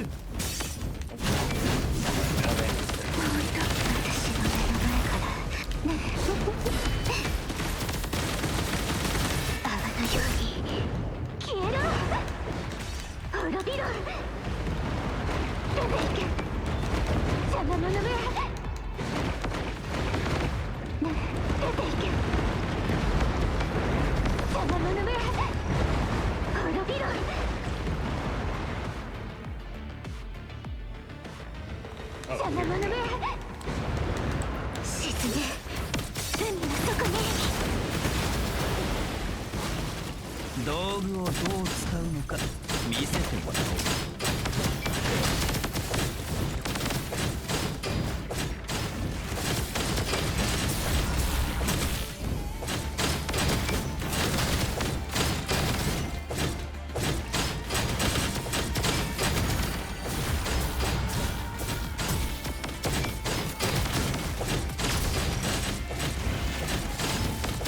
今だクライマックス。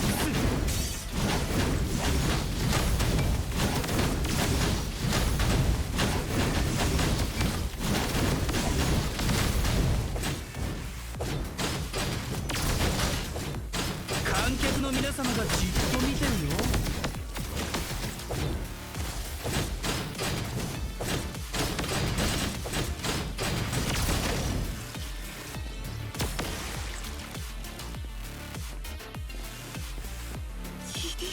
霧に関するデータを記録しました。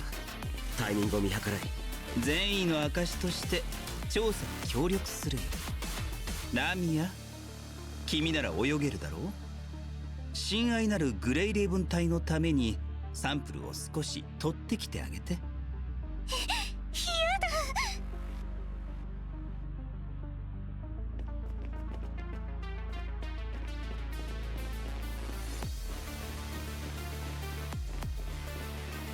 ここは異合生物が孵化する場所。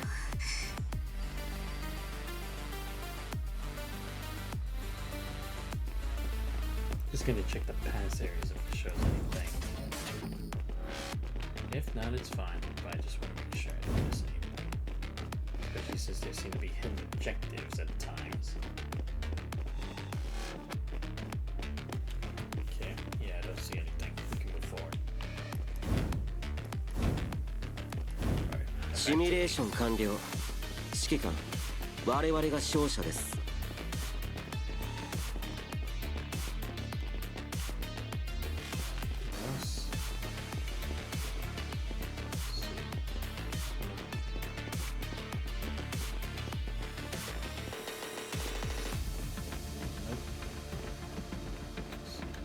異彩か。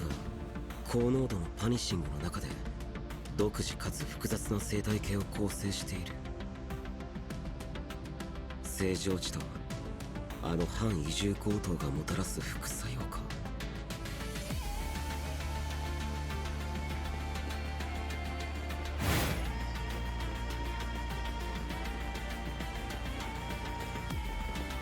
異合生物です。気をつけて。ももう逃げ場はありませんよ。ピエロションを見てみる。僕の大したことじゃありません。集中しましょう。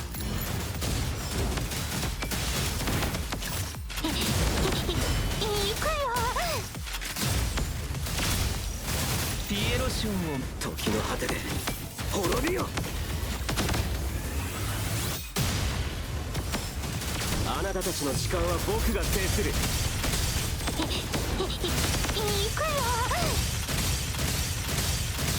あなたの生存確率はゼロです。僕の視界からは逃れられませんよ。ピエロションを見てみる。僕時の果てで滅びよ。先ほどロランが話していたあの物語が少し気になります。ピエロションを見てみる。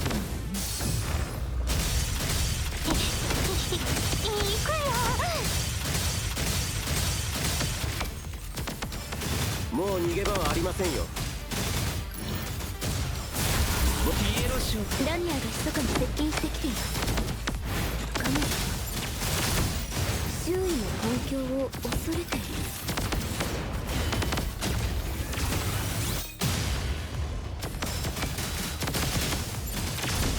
先ほどロランが話していたあの物語が少し気になります。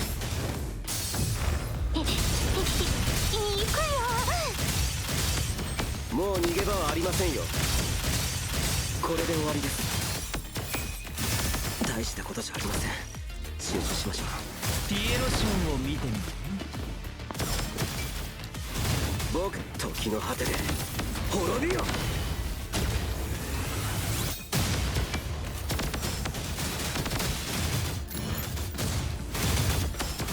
ピエロションを見てみる。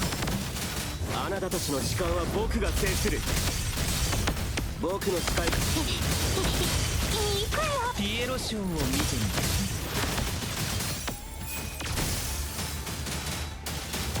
時の果てで滅びよ。コレドールはさらに奥。整備してから進みましょう。ラニアが密かに接近してきています。彼女は周囲の環境を恐れている。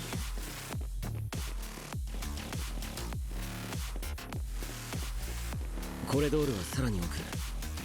整備してから進みましょう。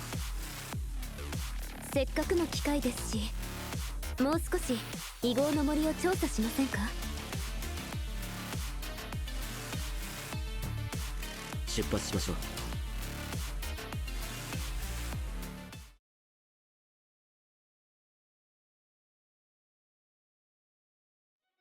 前方に極めて高濃度のパニシング反応を検知。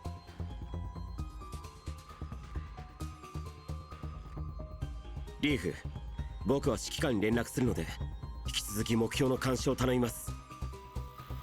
わかりました。私たちは待機しているよ。何か協力できることがあればいつでも言ってくれ。遠慮は無用だ。遠隔通信設備の設置に適切な位置を見つけなくては。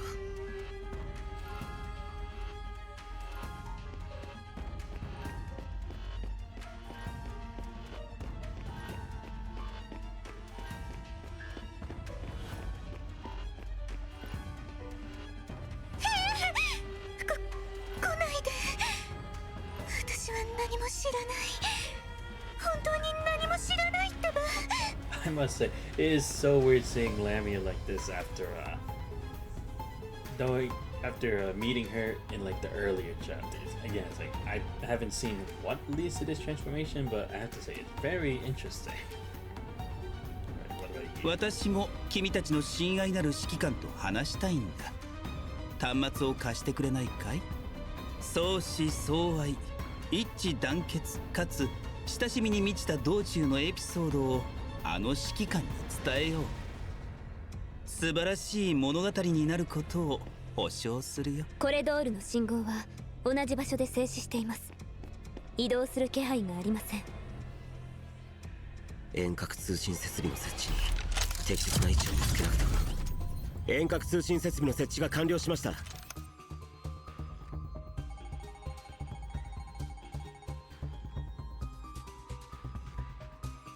指揮官、コレドールの座標を確認しました。引き続きご指示を。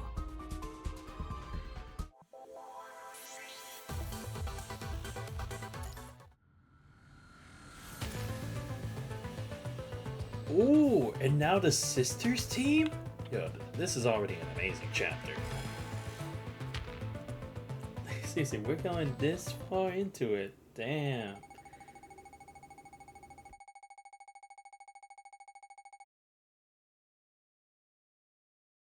Copy. Heading off right now. Keep monitoring the target and stay safe. Over. リーから座標が届きました。いつでも出発できます。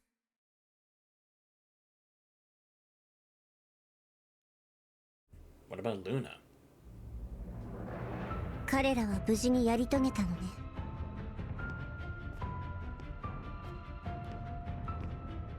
行きましょう。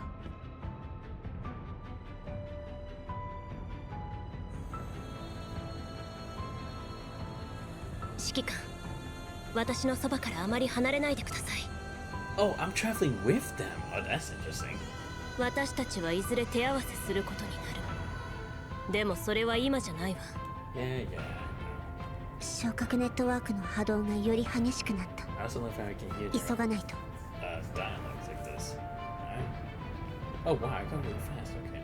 Good, I have to be careful. 侵食体です。注意して。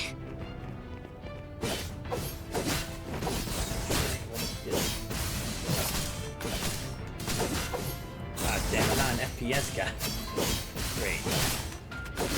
They would have done this job. Oh, I see. You see the reload. The bottom. Damn, I got it. あの子たち、私の命令を聞かない。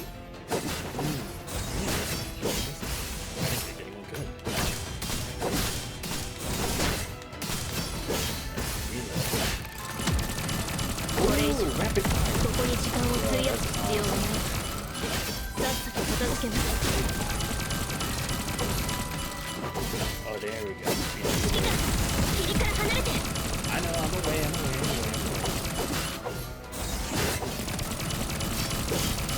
この侵食体たち、他から命令されているのに。ルナ、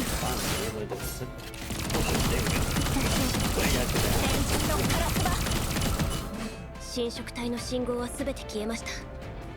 戦闘終了です。 I wanna see. Okay, good. We can move. Oh, they actually do follow me. Cool. 昇格ネットワークの波動がより激しくなった。指揮官、私のそばからあまり離れないでください。 Alright, let's see.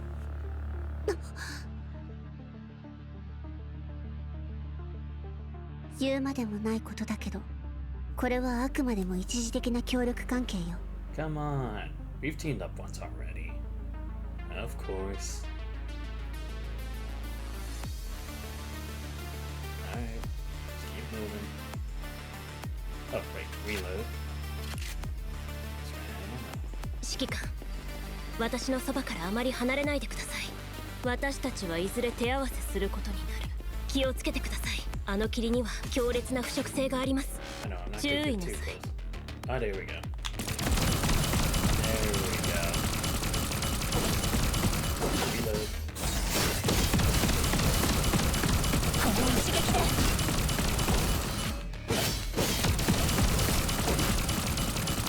Switch. Let's go simple gun. 霧が消えました。 Good.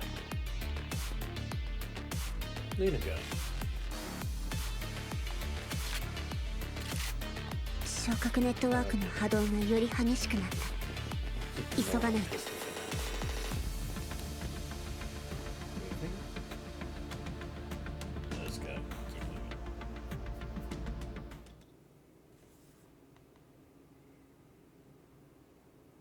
視線を感じるわ。警戒して。 Alright. Go very Hold dodge. Oh, that's how to do it? Wait, I can use my knife? Yo, that's cool. Nothing here, right? Okay. Oh no, never mind. It puts me into like a boost movement. I see.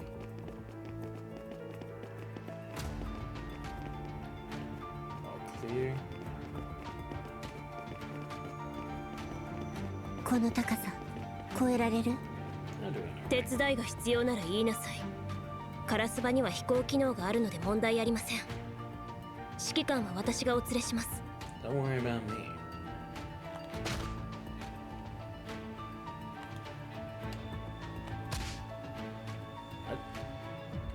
Oh, well, there. Oh, okay, I had to get farther away. There we go. Oh, wrong button. 注意なさい。この程度じゃ。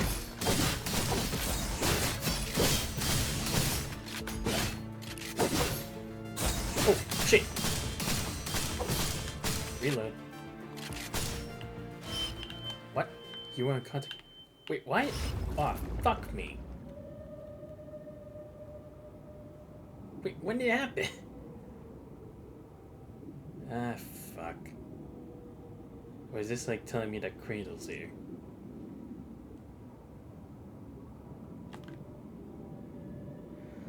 Ah, god damn it. Keep doing this to myself. Should not have grappled here. Hmm? How the fuck am I now? Oh, good, it's not just me. なんともないわ。 Come on. Don't gotta play coy. You see an alpha gone missing. 彼女たちは他のところにいる。そう遠くない場所で戦っている。敵はそこまで強くないけど、彼女たちを一時的に足止めさせるには十分ね。 Ah! Oh, okay, good. I can reload. Nice. おそらくあなたのためにチャンスを作っているのよ。 Use the hook to cross. Oh, 絶 god. 好のチャンスでしょ。私を始末するなら今よ。 Oh, shit. だって今の私は無防備だもの。今すぐ私の心臓を撃てば昇格ネットワークの代行者を殺せるわ。 There we go. 私が死ねばロランとラミアの普通の侵食体に戻る。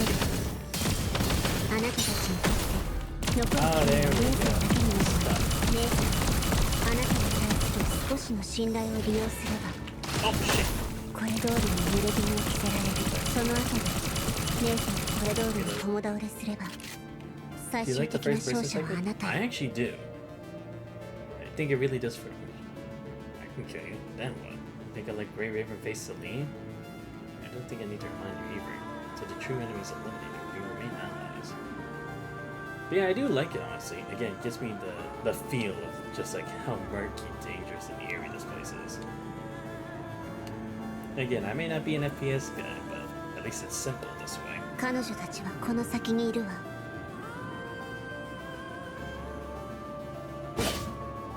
Oh, cool, there it is. この程度 Backup's here. Reload. Oh god. Reload again. Oh shit.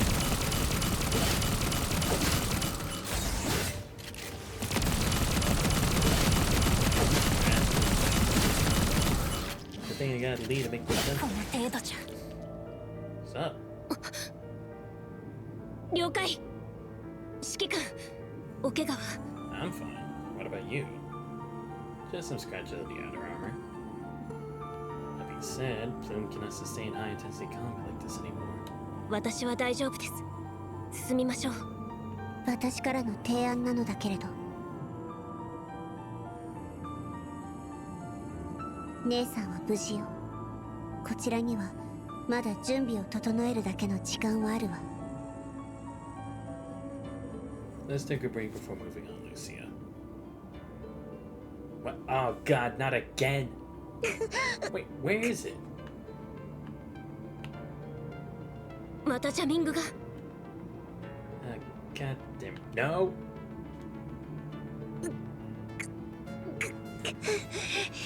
Changes in the environment are closely linked with the stability of Luna's mind.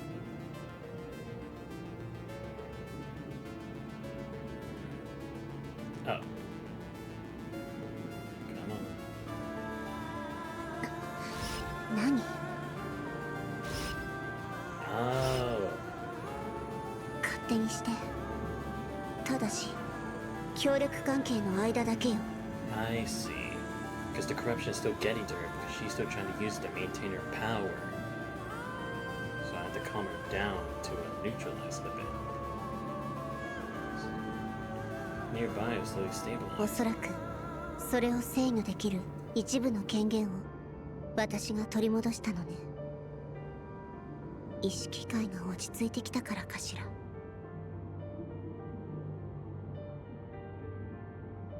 Alright, well, let's not keep them waiting. Let's go.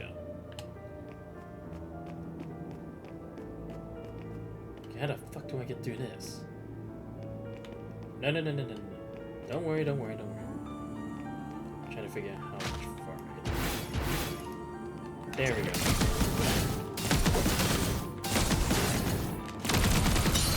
There we go.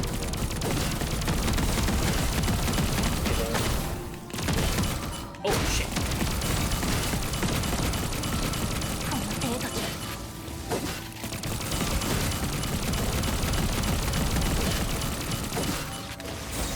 Reload. Again.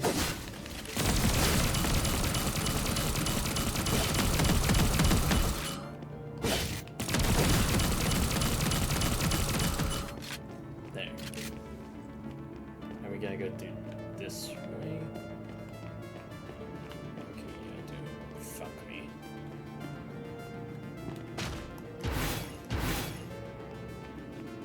Oh, here we go. Good.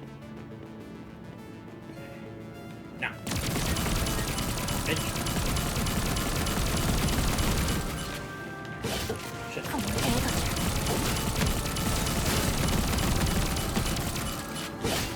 Okay.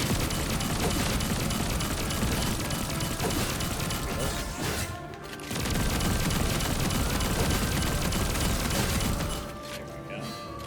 Nice. Huh? God damn it, where'd Luna go again? She's stuck somewhere? I remember she went for her head again.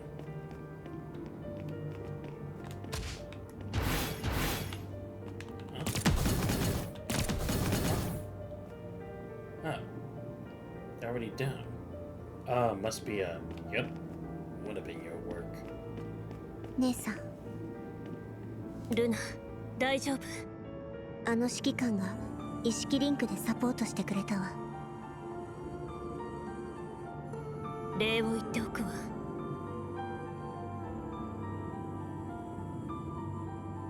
No problem. Temporary alliance is also for our own good. 私が見張っているからあなたたちは休んで。周囲の環境が戻りつつある。一度状況を整理してから行動しましょう。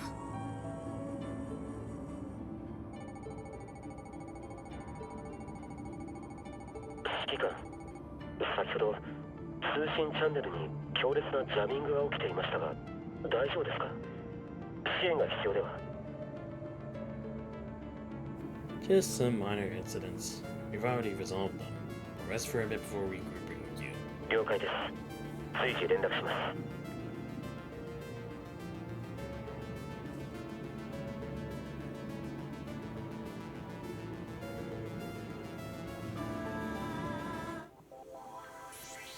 Nice. I think we can do another two for the end. Confirm Cradle. Damn, already? Shit. 指揮官こちらです。 What's up, Lee? お怪我はありませんか？すぐに検査しますね。 Surprisingly, I'm actually doing okay. I thought I'd been dead multiple times. I'm fine. Lucia. She's been engaging in continuous high-intensity combat. You should prioritize the maintenance of her frame. 了解です。お任せください。 Lee, what's the situation with Cradle? 最初から今に至るまで微動だにしていません。この動きのなさはむしろ不気味ですね。この任務の危険性は当初の想定よりもはるかに高いようです。これ以上の単独行動は避けるべきかと。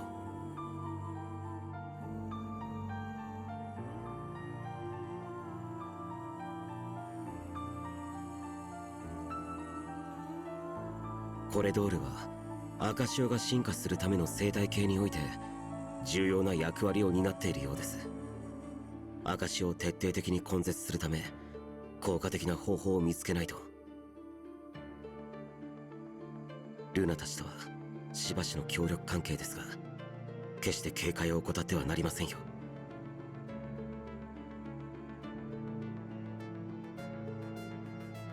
ルシアの機体が修復完了しました。指揮官も検査するのでじっとしていてくださいね。コレドールの信号は依然として静止したままです。異郷の森に起きているこの妙な変化は昇格ネットワークと何かつながりがあるのでしょうか。赤潮、パニシング、昇格ネットワーク、三者のつながりは見た目ほど単純ではないのかもしれません。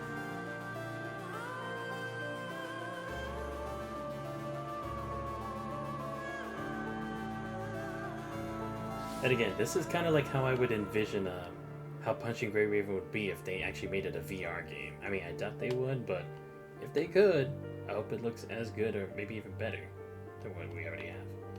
Alright. Oh, cool. I'm still me again. Alright. 隊列を維持しましょう。油断は禁物です。ここはまだ危険すぎます。集中力を切らさずに行きましょう。指揮官、動力痕があるとはいえ危険な状況に遭遇した場合でも早まらないでくださいね。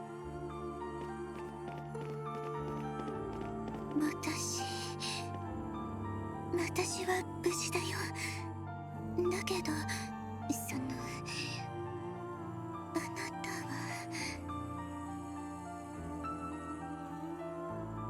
は。 I'm fine. Thanks for asking, Lamia. Seriously, I'm still, like, in shock and awe of your transformation. Gonna have to learn about that later, but pretty cool. Anyway, I guess Roland and the others are all just up ahead right now.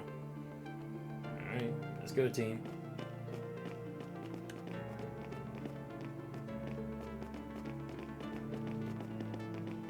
Oh, there they are. Let me talk to you first, Roland. おや、私を慰めに来てくれたのかい？本当に優しいんだね。お返しにこちらからもあんたに関する情報を探ってみるとしよ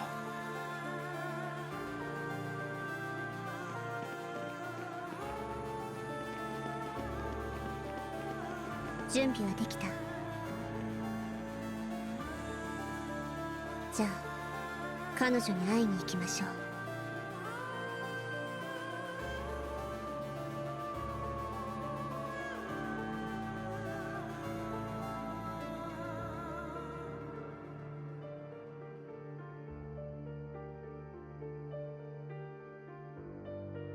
コレドール、純粋なパニシングによる作り物だとしても人間の姿からは逃れられないのね。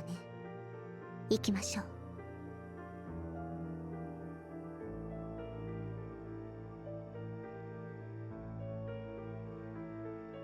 彼らの一挙手一投足を注意深く監視しておきましょう。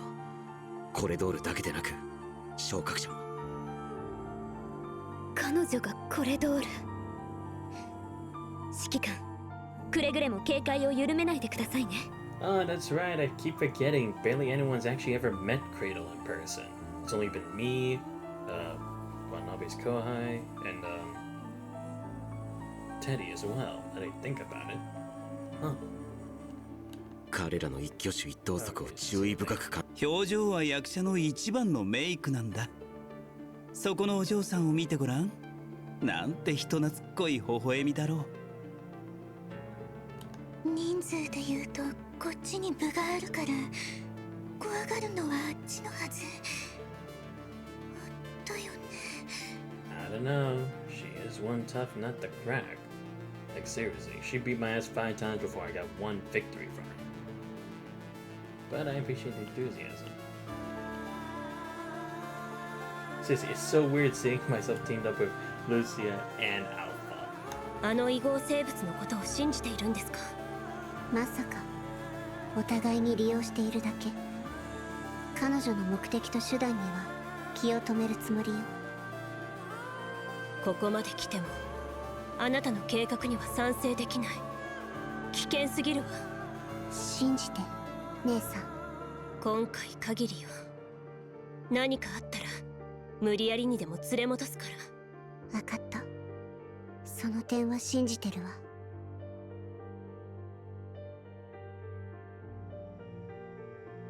赤潮の意志。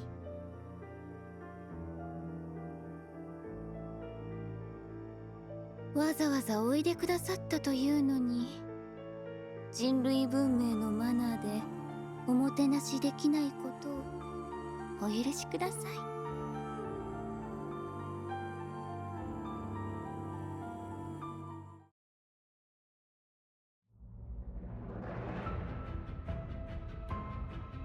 Since you've come all this way to find me, there must be something you wish to discuss.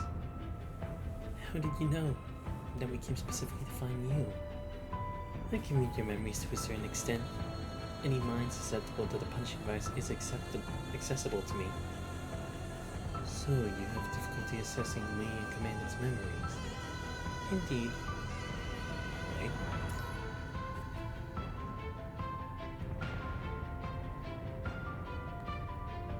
Now then, let's get to the point. What do you want? Help me merge with the red tide, rebuild my frame within it, and reclaim my power. This will add hetero creature components to your body. Are you sure? I will turn all of it into my strength. Are you sure you can return from the red tide with your consciousness intact? This is not your concern.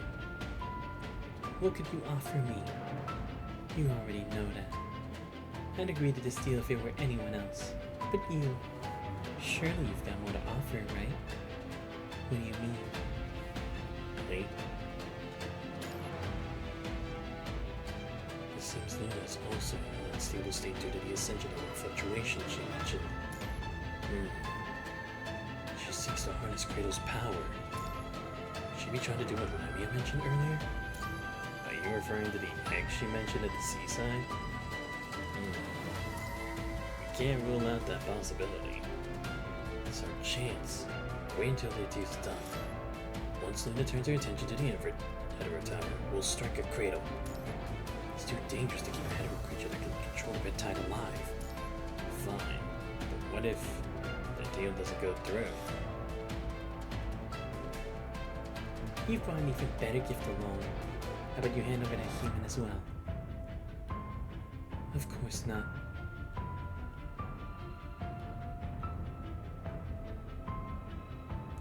Lithos? Hello. You must be the Grey Raven Commander. Nice to meet you. I come to fulfill what Mr. previously discussed with you. Let me pay the remaining price. He left? Yes. Left? Where to? It's as if pages have been torn from your memories. You have no answer to any questions about me. Is that so? Before I came here, I did something Mr. had asked of me a long time ago. If I lost some memories because of that, they must not have been important. You want to help pay the price. Why?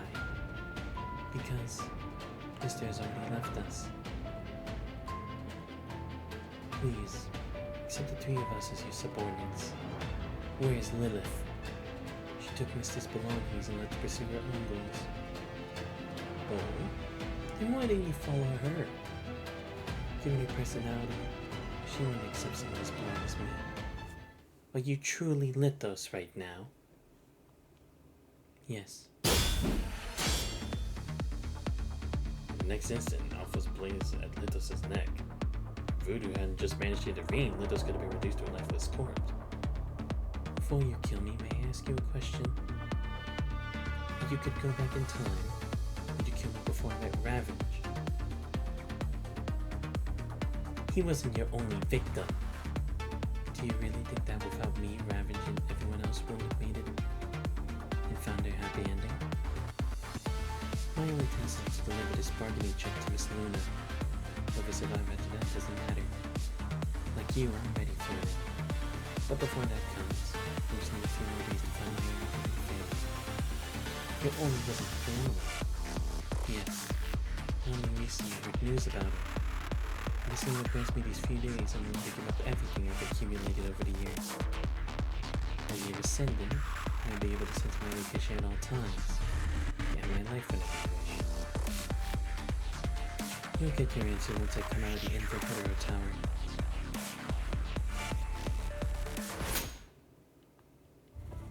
Now then, is this bargaining chip sufficient? Now I no longer have the right to refuse. She still has the right to flee and watch from afar. Take it.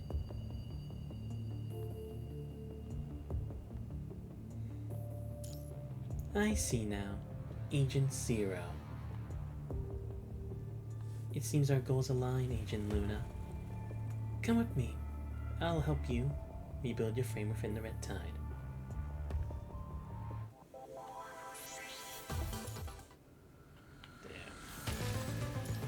What's actually gonna happen?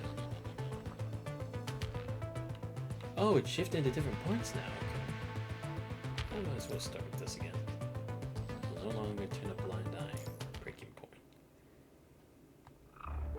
Flying behind Cradle, the group ventures into the deepest part of Hetero Zone. Go ahead. I shape the Red Tide here into an ordered pattern. Just find the right interface and it should ease the burden on you. Shouldn't we turn the Red Tide into something we can hold first? No need. This is similar to the giant whale from your memories. We just need to enter it. Or if you can find a consciousness capable of containing this, I could try to replicate the same thing here.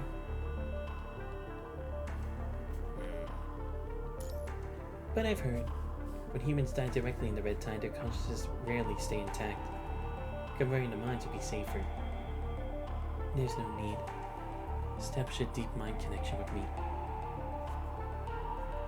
You only need to stabilize your mind. Deep mind connection isn't necessary. This is a rare opportunity. Don't you want to see everything more you can see, even if it's dangerous? Alright. Play hard to get. Commanded, but...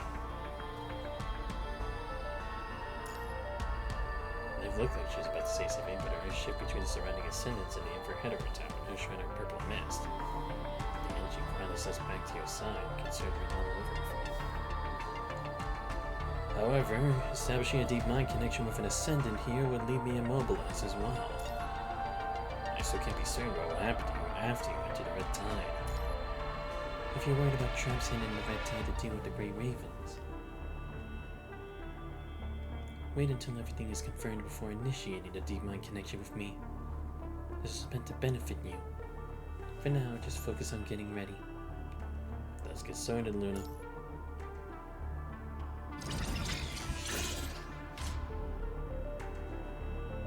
All preparations are complete. Knowing the various gazes and veiled emotions around, the girl steps into the thick, freezing Red Tide. It's an engine decay assaults her olfactory senses as the solid corpses took at her long hair, leaving her pristine white frame. With the levitation module disabled, her body can barely move due to the swamp of death. Despite her labored steps, Luna forces herself to stay upright, moving away from the short, one painful step at a time. Then, watched by countless spectral shadows of the dead, Luna vanishes entirely into the crimson night. Opening her eyes, she finds herself still sinking. The putrid, viscous Red Tide below, heavy with the hatred of countless dead, clings to her feet like the damned clutching at the single thread of salvation from hell. Countless fragments of Orvis emotions and memories stab into her mind, all driven by the same desperate goal. Forced their way into this frame, to override the consciousness within, to escape this endless hell of torment. Shattering sound echoes and rage, followed by a flood of screams. Her voice cuts through it all like a desperate crowd bustling square. She herself has become overwhelmed in this chaotic noise. Due to tears and laughter, those piercing voices joined together with broken fragments to form with accusations. Why do they have to be you? I once had the same good intentions as you, with the same betrayals as you, with the attachments I couldn't let go of, or the same hatred of having everything stripped away. Why are you the chosen? Why are you the one who survived? Why are you the one who found the Ascension Network? Why? The circles about the Meyer punching class is already beyond the control of the agent. It's on the verge of going haywire. She can only cling to the soul mind because they're going to regain control of her body. As she struggles, the more consciousness descends into chaos. Once again, she makes a shattering sound. A fragment of consciousness breaks away from Luna, merging with the red tide. Dispersing punishing virus rises from the lake's surface, melting into a thin mist. Gently through that torn fragment of consciousness, Luna gazes back at the thin mist. South. Due to its hazy awareness, it perceives traces of wind, the swaying silhouettes of leaves, and the crowd waiting by the lake. That does say it's motionless in place. Luna keeps its gaze fixed on where she vanished. Amy seems to sense something, looking around alertedly. Sister. As if hearing the voice of the mist, Luna often raises her head from the lakeside. You've been quiet this whole time. It's because of Luna. She hears a human standing in the mist, Luna, speaking to Lucy in a hushed voice. The two remain silent for a long while, and only as the thin mist begins to fade does an answer finally come. When we left Babylonia, people were still dealing with the aftermath of the explosion. Many haven't found proper shelter yet. The same goes for the Ember Hetero Tower in Clean Zone. At a time like this, our only lead is that it might be connected to the Ascension Network. The Ember sister speaks those words. She takes the human hands in hers, as if checking they're still unharmed. Back in 75, I wanted to save Luna too, but now, alright, do I have to save her? Neither I nor grateful to see her in danger again. What happened last time repeats itself. And as the gust of wind extinguishes the flames in her consciousness, she falls in the red tide weaver's embrace like a fleeting sigh. She can't allow this to continue. She must grasp the mind beacon and keep her mind stable, or what remains of her consciousness will be torn apart and scattered to the winds.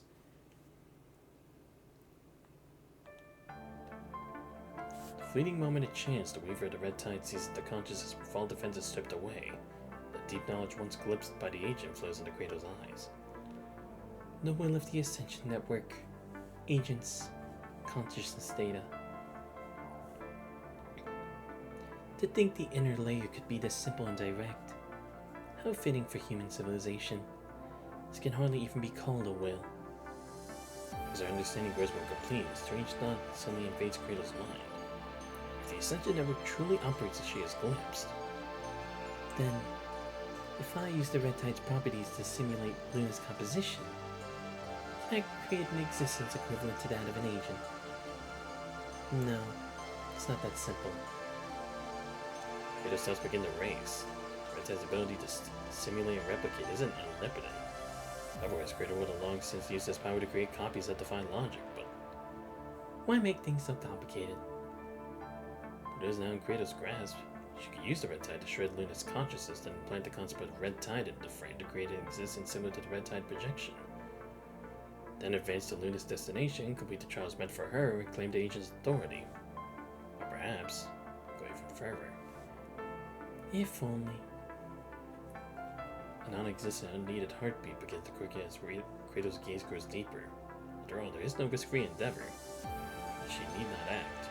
So let the Red Tide surge a little stronger, and the lonely vessel tells you upon it, may be completely engulfed. Just a little surge at a time. Time loses meaning since Luna entered the Red Tide. Suddenly, an alien sensation invades your mind. Consciousness falters, and when in the mind connection, their already weak perception rapidly dissipates. Santos. The perception grows hazy, a sign of the connection loss. Explain yourself. She's too weak. The red tide is pulling Luna deeper, dragging her toward depths I haven't yet woven. How unfortunate. Shall I terminate this deal and pull Luna back? I should mention, however, that I won't be returning the payment for your failure. This data has already merged with my body. Widow raises her right hand up in midair. She's calm, but her eyes are earnest. To the moment of her speech, she pulled her out of red time without hesitation. Seeing off over her options, Rose tilts her head off as where she knows again. She seems to be resisting still, that the situation isn't promising. She might be able to hold on. Well, you decided. Should we stop now or wait a little longer? Santos. Try again. For another cycle, the conscience calls the faint flickering train. Seven twists and turns finally. Consciousness latches onto Luna's trace. Is it just an accident? It needs to be safe. With the perceived information is about to be voiced, the same unsettling sensation strikes you again. To the days that follows, a low resentful ground in his words. Done. This is the message she's so desperate to convey to her rage, and without doubt, I'd be happy now as Kratos doing. She has ulterior motives. Alpha? Alpha draws a blade without hesitation. Instant, Kratos raises both hands. Red Tide, docile as a lamb mere moments ago, was a towering raised to reach the height of the trees. But our creatures materialized in the space between, searching toward the grotesque faces. Chaos erupts in an instant. What in the world is happening? Lee, the plan's been moved up. Copy that. What plan? Let me tell you about your plan. Liv, stay with the commander. The rear should be safe ground. Unless you're worried enough to count us among the threats. Apart from feeling displeased by Lucia's command, Roland doesn't linger. He exposes his back to Lucia without reservation, rushing toward to assist Alpha. What does it mean? What about Lithos? Will he be part of Scheme 2? I'll go check. On the order, Lemmy swiftly moves to the position between Lithos' group and the Grey Raven Squad. Lucia gradually grasps the intentions of Roland the commander. Betrayal and return for kindness. Seems even among sinners, treachery is the norm. We show that in miscellaneous conflict, the unknown will only mark us as enemies. Look, enemies watching us from over there. Forgive me, Mary, but all action now is the only way to prove you mean no harm. For Raven turns his face to me, seemingly empty space. If things become dire, you know where to find us. And Lithos walks up to Voodoo and tease him, but he's forced to whisper. If things go safe, leave immediately. No need to risk their lives here. There might be salvation waiting for you with me. I've said it before. Sure knows me from never despicable one. I'll never regret it for him. Leave me leaving. I need a promise to mystery. Besides, I don't believe this love affair so easily. Alright.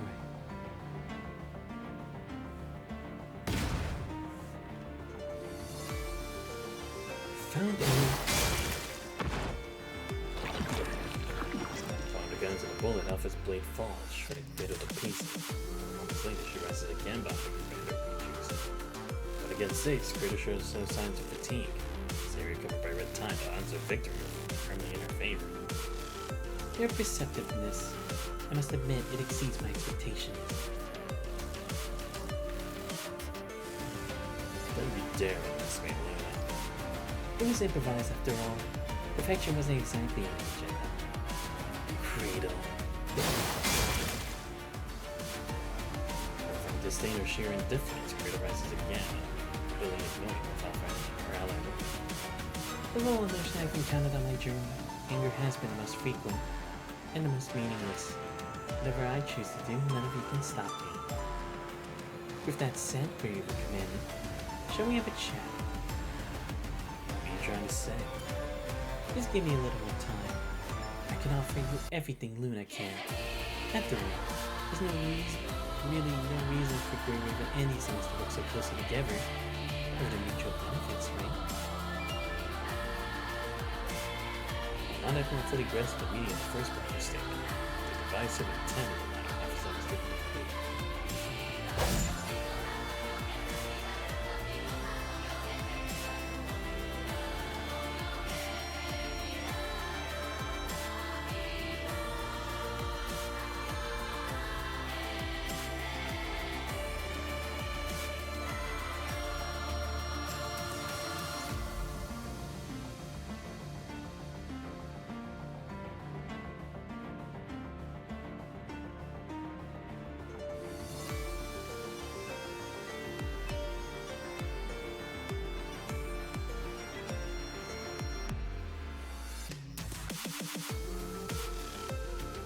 Sorry about that. I had to answer a call real quick. Blade strikes again. Alpha is the only one unaffected by the conversation.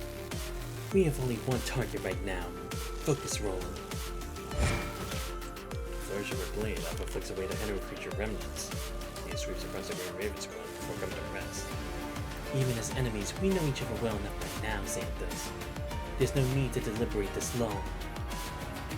Of course. Kratos just stalling for time. We don't know why she turned against us. She has no compelling reason to cooperate with us either. Once Kratos accomplishes what she intends to do, the best we can hope is her clean escape. Worst case scenario is that she gains something from Luna, and we all become the prey.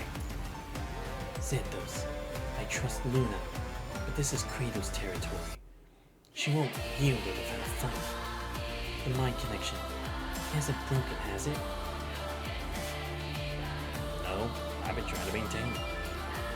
Fighting these hetero creatures is just a war of attrition. We must find a way to eliminate Kratos. As for the rest, leave it to me. Alright. The situation shifts rapidly. If there's once more, there's no time for hesitation. The team charges forward to engage both her and the hetero creatures. Let's go again. Like before, your consciousness follows the flickering trail, walking through several turns. Anxiety causes your consciousness to drift briefly out of alignment. Reason quickly pulls you back into focus. The more tense the situation, the more crucial it is to stay calm. Every trouble Luna's encountered at Red Tide remains unknown, but one thing's clear. She needs help. Find Luna and help her. Simplified thoughts are so pure. Such brief ideas can be transmitted through the mind connection at the fastest speed. Simply the thought, the stronger it resonates. Soon beyond the chaotic and violent crimson tide, a figure appears at the edge of your conscious vision. The very instant after locating her mind being flipped. Red Tide which dissolves all matter and spirit, surging violently, spilling its distinctive stench of decay outward.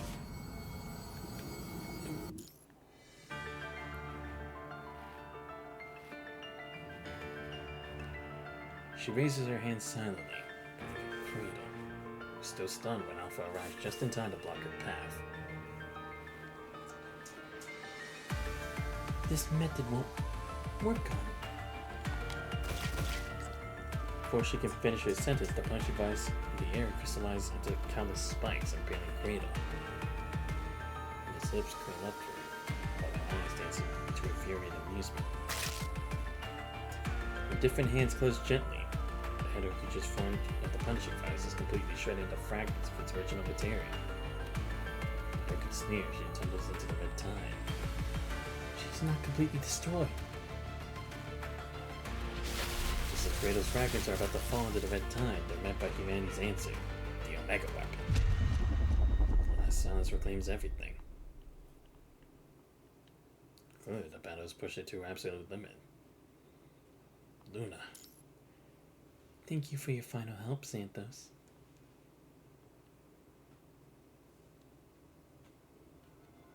Alright, we'll do this one that I think I'll call today. Shattered Mirror. Enter the Red Tide. Luna and the Force falls silent as one. Alpha calls out her name only to notice the frame made the Red Tide is showing signs of decay like the deteriorating human body. Direct Lamia to control the punishing virus in her body, allowing Liv to examine the slumbering figure. How is it? Her mind is in complete chaos. It's not even fully intact. The missing parts are mixed with corrupted data. It's as if, like when you were using the Imperia frame. Back then, Liv's mind was torn apart by corruption. A mind connection couldn't restore it. We couldn't even establish one. No matter how much we called out to her, there was no response. Even an ancient will be torn apart by punishing once they lose control over it. Liv is standing here safe and sound now. What did you do back then? Back then? I dove into the depths of Liv's mind and helped command and re-establish a remote connection. Once we stabilized Liv, we took her back for treatment. Should we take Luna to Babylonia? That's impossible. Yeah, no way we can do that. We're already doing too much as it is. There's no way they'd allow that. Plus, we can't guarantee Luna's safety after that. Scars of Project Winter still etched fresh in our mind. Everything else is negotiable. Whatever help you need, I can provide it. Alpha and I can do the deep dive instead. A mind connection with two ascendants at once would only result in my complete corruption. The good news is I already had prepared for a deep mind connection with Luna before she entered the red tide. All I need to do is restart the connection. But you haven't done that yet. Something holding you back. When establishing a deep mind connection with the Imperia frame, Bandit almost fell victim to the corrupted data. And it's an ascendant now.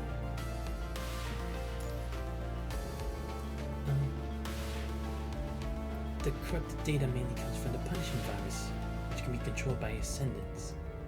I will help.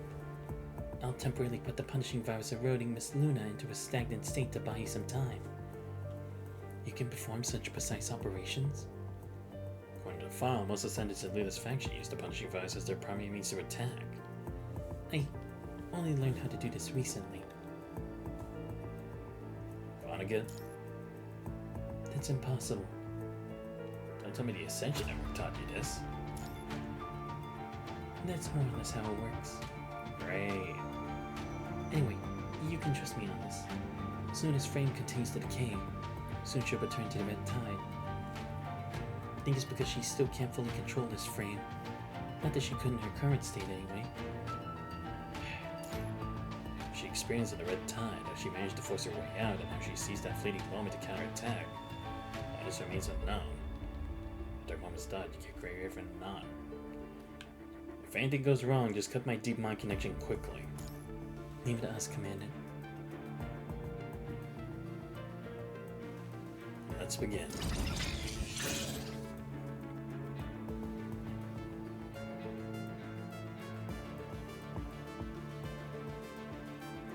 The edge of your vision, figure flickers in and out of view, walking through the maze.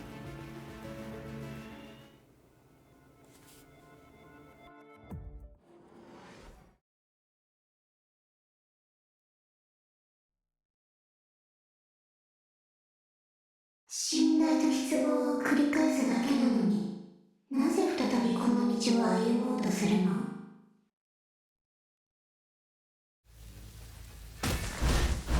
生まれ変わりなし、これで全てが終了する。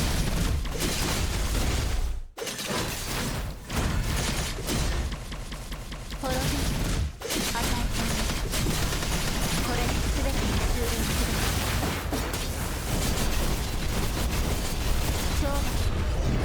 ここに降臨する。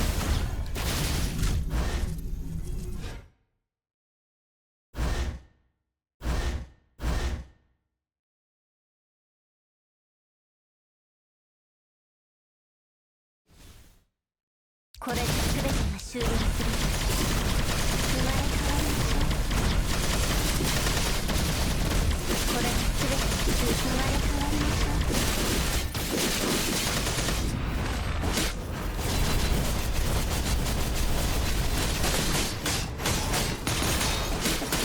懲罰、ここに降臨する。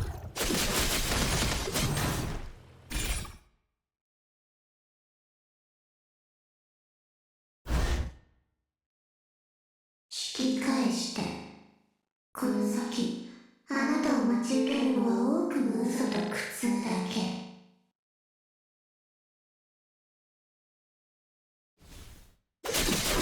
これで全て生まれ変わりましょう。滅びアサションに生まれ変わりましょう。これで全てが終了します。ありえない。生まれ変わりの懲罰。ここに降臨する。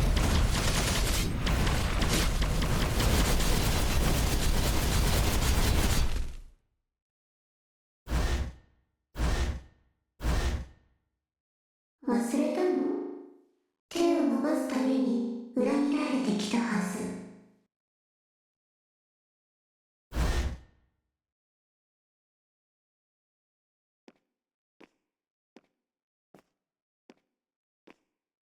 帰りましょう、ルナ。つまらない茶番ね。稚拙にも程があるわ。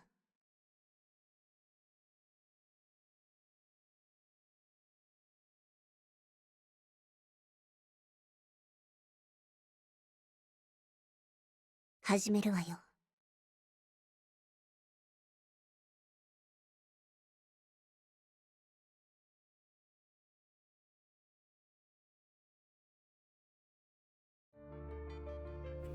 In an instant, your gaze plunges into hell itself. Luna? Your silhouette melts into the sea of crimson.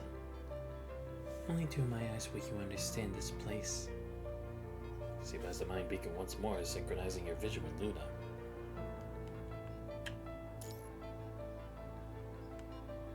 These once abstract and incomprehensible contaminated data now takes a tangible form to Luna's eyes. Corpses. Thankfully, due to Lamia's intervention, these corpses ceased moving, frozen in place like puppets. Azuma once said that to search for mind shards and corrupted data, you need to find familiar clues first, similar to how constructs use mind beacons to calibrate their minds. But the current situation seems different from what happened to Liv. Says in hesitation, Luna turns back, so far unchanged. You don't need to do anything. Just stay here and be my beacon. This isn't my first time searching for my mind shards and punishing viruses' corrupted data. Does it happen often? No, it only happened 3 times.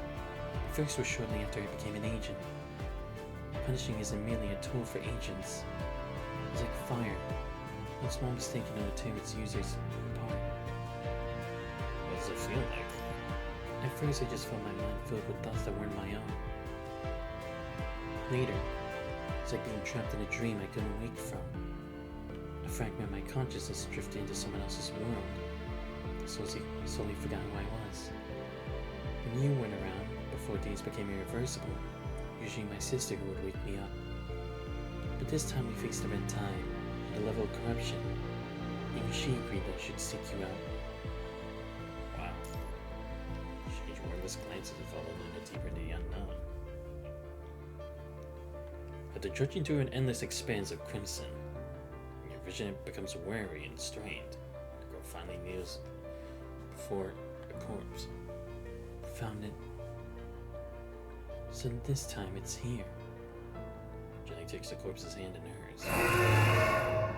In an instant, a deafening shriek explodes in your ears. It's the lamentation of an entire era, the cries of those who struggled through the collapse, or the apocalypse. Now death has dissolved all their desperate cries and memories, storing them within the vessel of the punishing. Your mind shard is here because you were also like this. Before finishing the sentence, Luna shakes her head. It's not just me. Everyone who died here met the same fate. Only ascendants who pass through filtering can manifest themselves fully before others. She remains silent amid the lamentations for a long time, letting go of her group until she finds her own shard among them. Is Lamia helping outside? Indeed. Without her support, they would have been far more aggressive. What are these forces? This is how the deepest layer of the Ascension network looks. A fragment of its so-called will. What? What do you think an agent truly is? What if we were to compare agents to false deities created by an emerging religion? What do you think?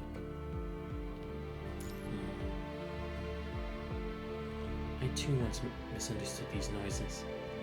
During my imprisonment within the Punishing, I've been exploring the true nature of the Ascension Network and the noises.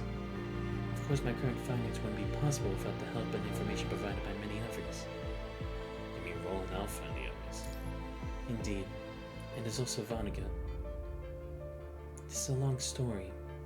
Too long to tell right now. If fate allows us to meet again someday, I'll tell you everything then. You can say that now. No, we don't have the time.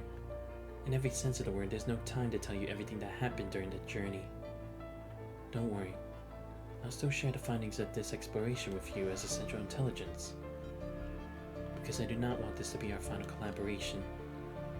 Is this also one of your conclusions from your exploration? And that's not all.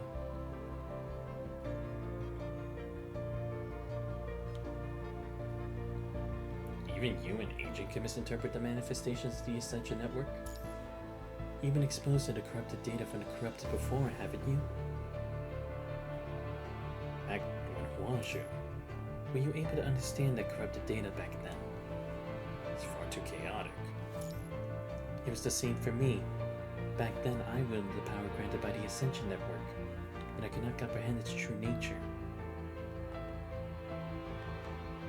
The will of the Ascension Network generates noise. At its essence, it is nothing more than the yearnings of the masses, fractured, incomplete desires. The masses' desires have never been in harmony. Some carry hatred within them. These are the voices that first resonated with me. Others are driven by love, voices of attachment and protection. After I gradually lost my hatred, they granted me a second chance, enabling me to leave the moon. As I said before, apart from that thing you unleashed from Gestalt, the remaining agents are nothing but false gods created by an emerging cult. No matter the form, as long as the emotion is strong enough, there will always be a will within the Ascension Network that aligns with an agent. Alien appeasing sound strikes you once again. This time, however, the cries are mostly filled with remorse. Those are those who lost their loved ones. This is crying endlessly over their negligence. Also lamenting something important gone missing. She remains silent till she embraces her own shard. At that moment, you seem to hear a faint voice of her. Even the canned food was taken from me. Why do I always end up being a burden to my sister? All in this. Stated from the dead. Not just that, there were also parts warped by the very nature of Punishing itself. They still live within Punishing. The devotees sacrificed to false gods to fulfill their wishes, and the masses' desires preserved within Punishing respond to agents who share their emotions.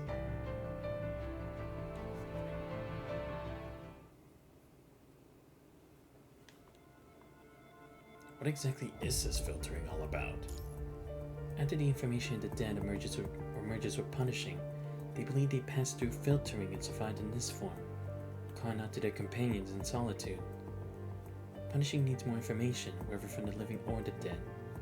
Besides, the masses' demands are always one-sided.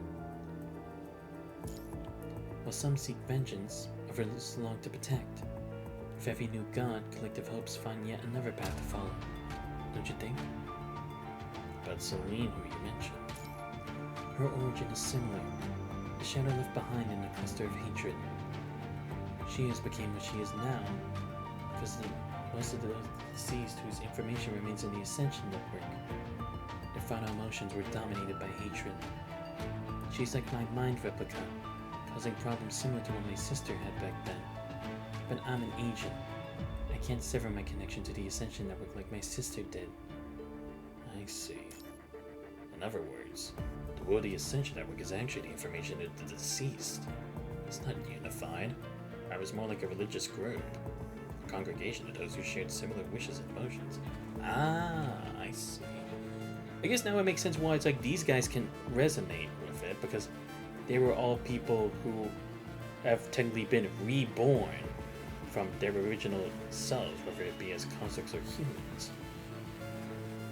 Punishing that corresponds to information filled with hatred requires an agent willing to act revenge on others. The punishing that an agent can command is precisely composed of those people who are willing to follow her. Those who share their alignment. Kind of like the idea of following a path in Star Rail. Fascinating. Perhaps this explains why agents' abilities are so limited. Is this why they can't control all punishing? Your deduction is correct. Therefore, to the will of the Ascension Network, the only true taboo is the absence of desire or emotion. Do you know which type of will Vonnegut aligns with? You really won't let a single piece of intelligence slip by, will you? I don't know much about Vonnegut either. It's just... within the voice resonating with him, there seems to be an indelible sense of regret. I have one more question. I've answered enough of your questions. The rest can wait until our next collaboration. Find yourself a voice of regret, she moves on toward those desire. Then comes pride, rage, love. Finally she comes to a halt before the voice of hatred. This is the last me. Do you still hate humans? If I count myself among the humans I despise, then yes, I still hate humanity all the same. Seems that journey of exploration has changed you as well. I just realized I'm no different from these dead. Because fate is ruthlessly indiscriminate. It never favors anyone for being more diligent or exceptional. And I just happen to be the one who found the Ascension Network. Fortune is not just a blessing, it comes with responsibility and burden. Did you also come through this way? Indeed. Even though there's no time to tell me what truly happened during that journey. I'm gonna ask you something too, Nina. What kind of will are you standing by now?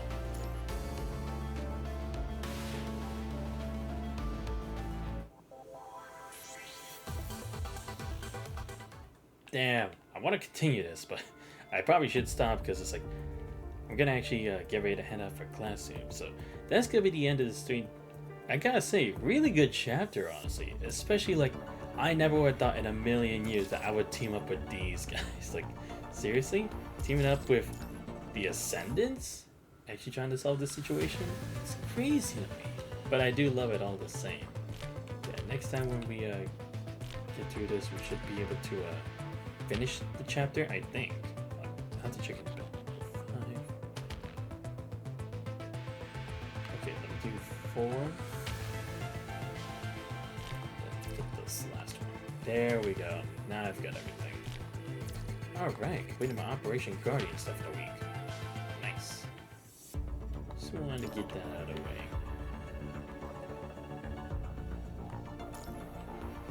But yeah, definitely a very interesting chapter. To me, it feels more interesting than the last one, because again, it's like, I'm finally learning more about the Ascendant. But again, I guess it's that, since I'm kind of going ahead of the story. But yeah, when we finish Stars Ensnared, I think it should be the next stream, because stage achievement's like halfway done, but I'm at 11 of 17, so I think there shouldn't be too much left. So after we get through this part, again, if for example, let's say this is like chapter 31 or something like that, I'll just move on to the next normal story that I actually have to do, because otherwise I'm just never going to get around to it again, which will be Imprisoned Sun, which I'm curious about because this does look like Chrome's glory form. I'm interested to see how he's going to have that and everything.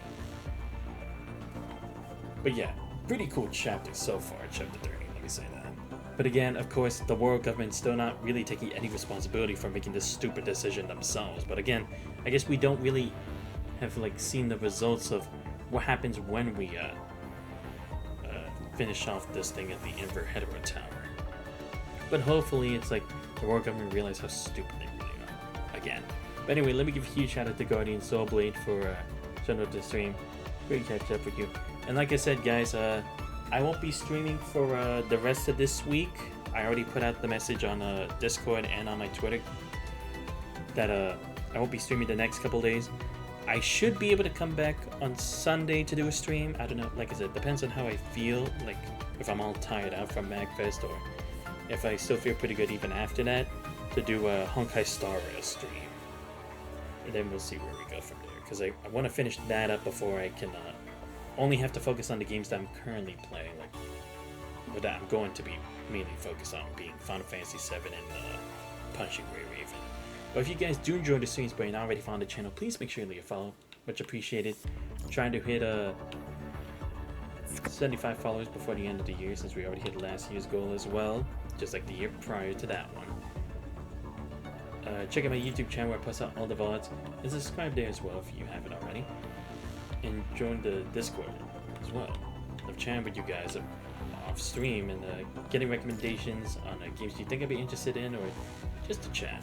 But this has been Santos Files. I hope you guys have a great rest of your day. I'll see you guys next time. We're out.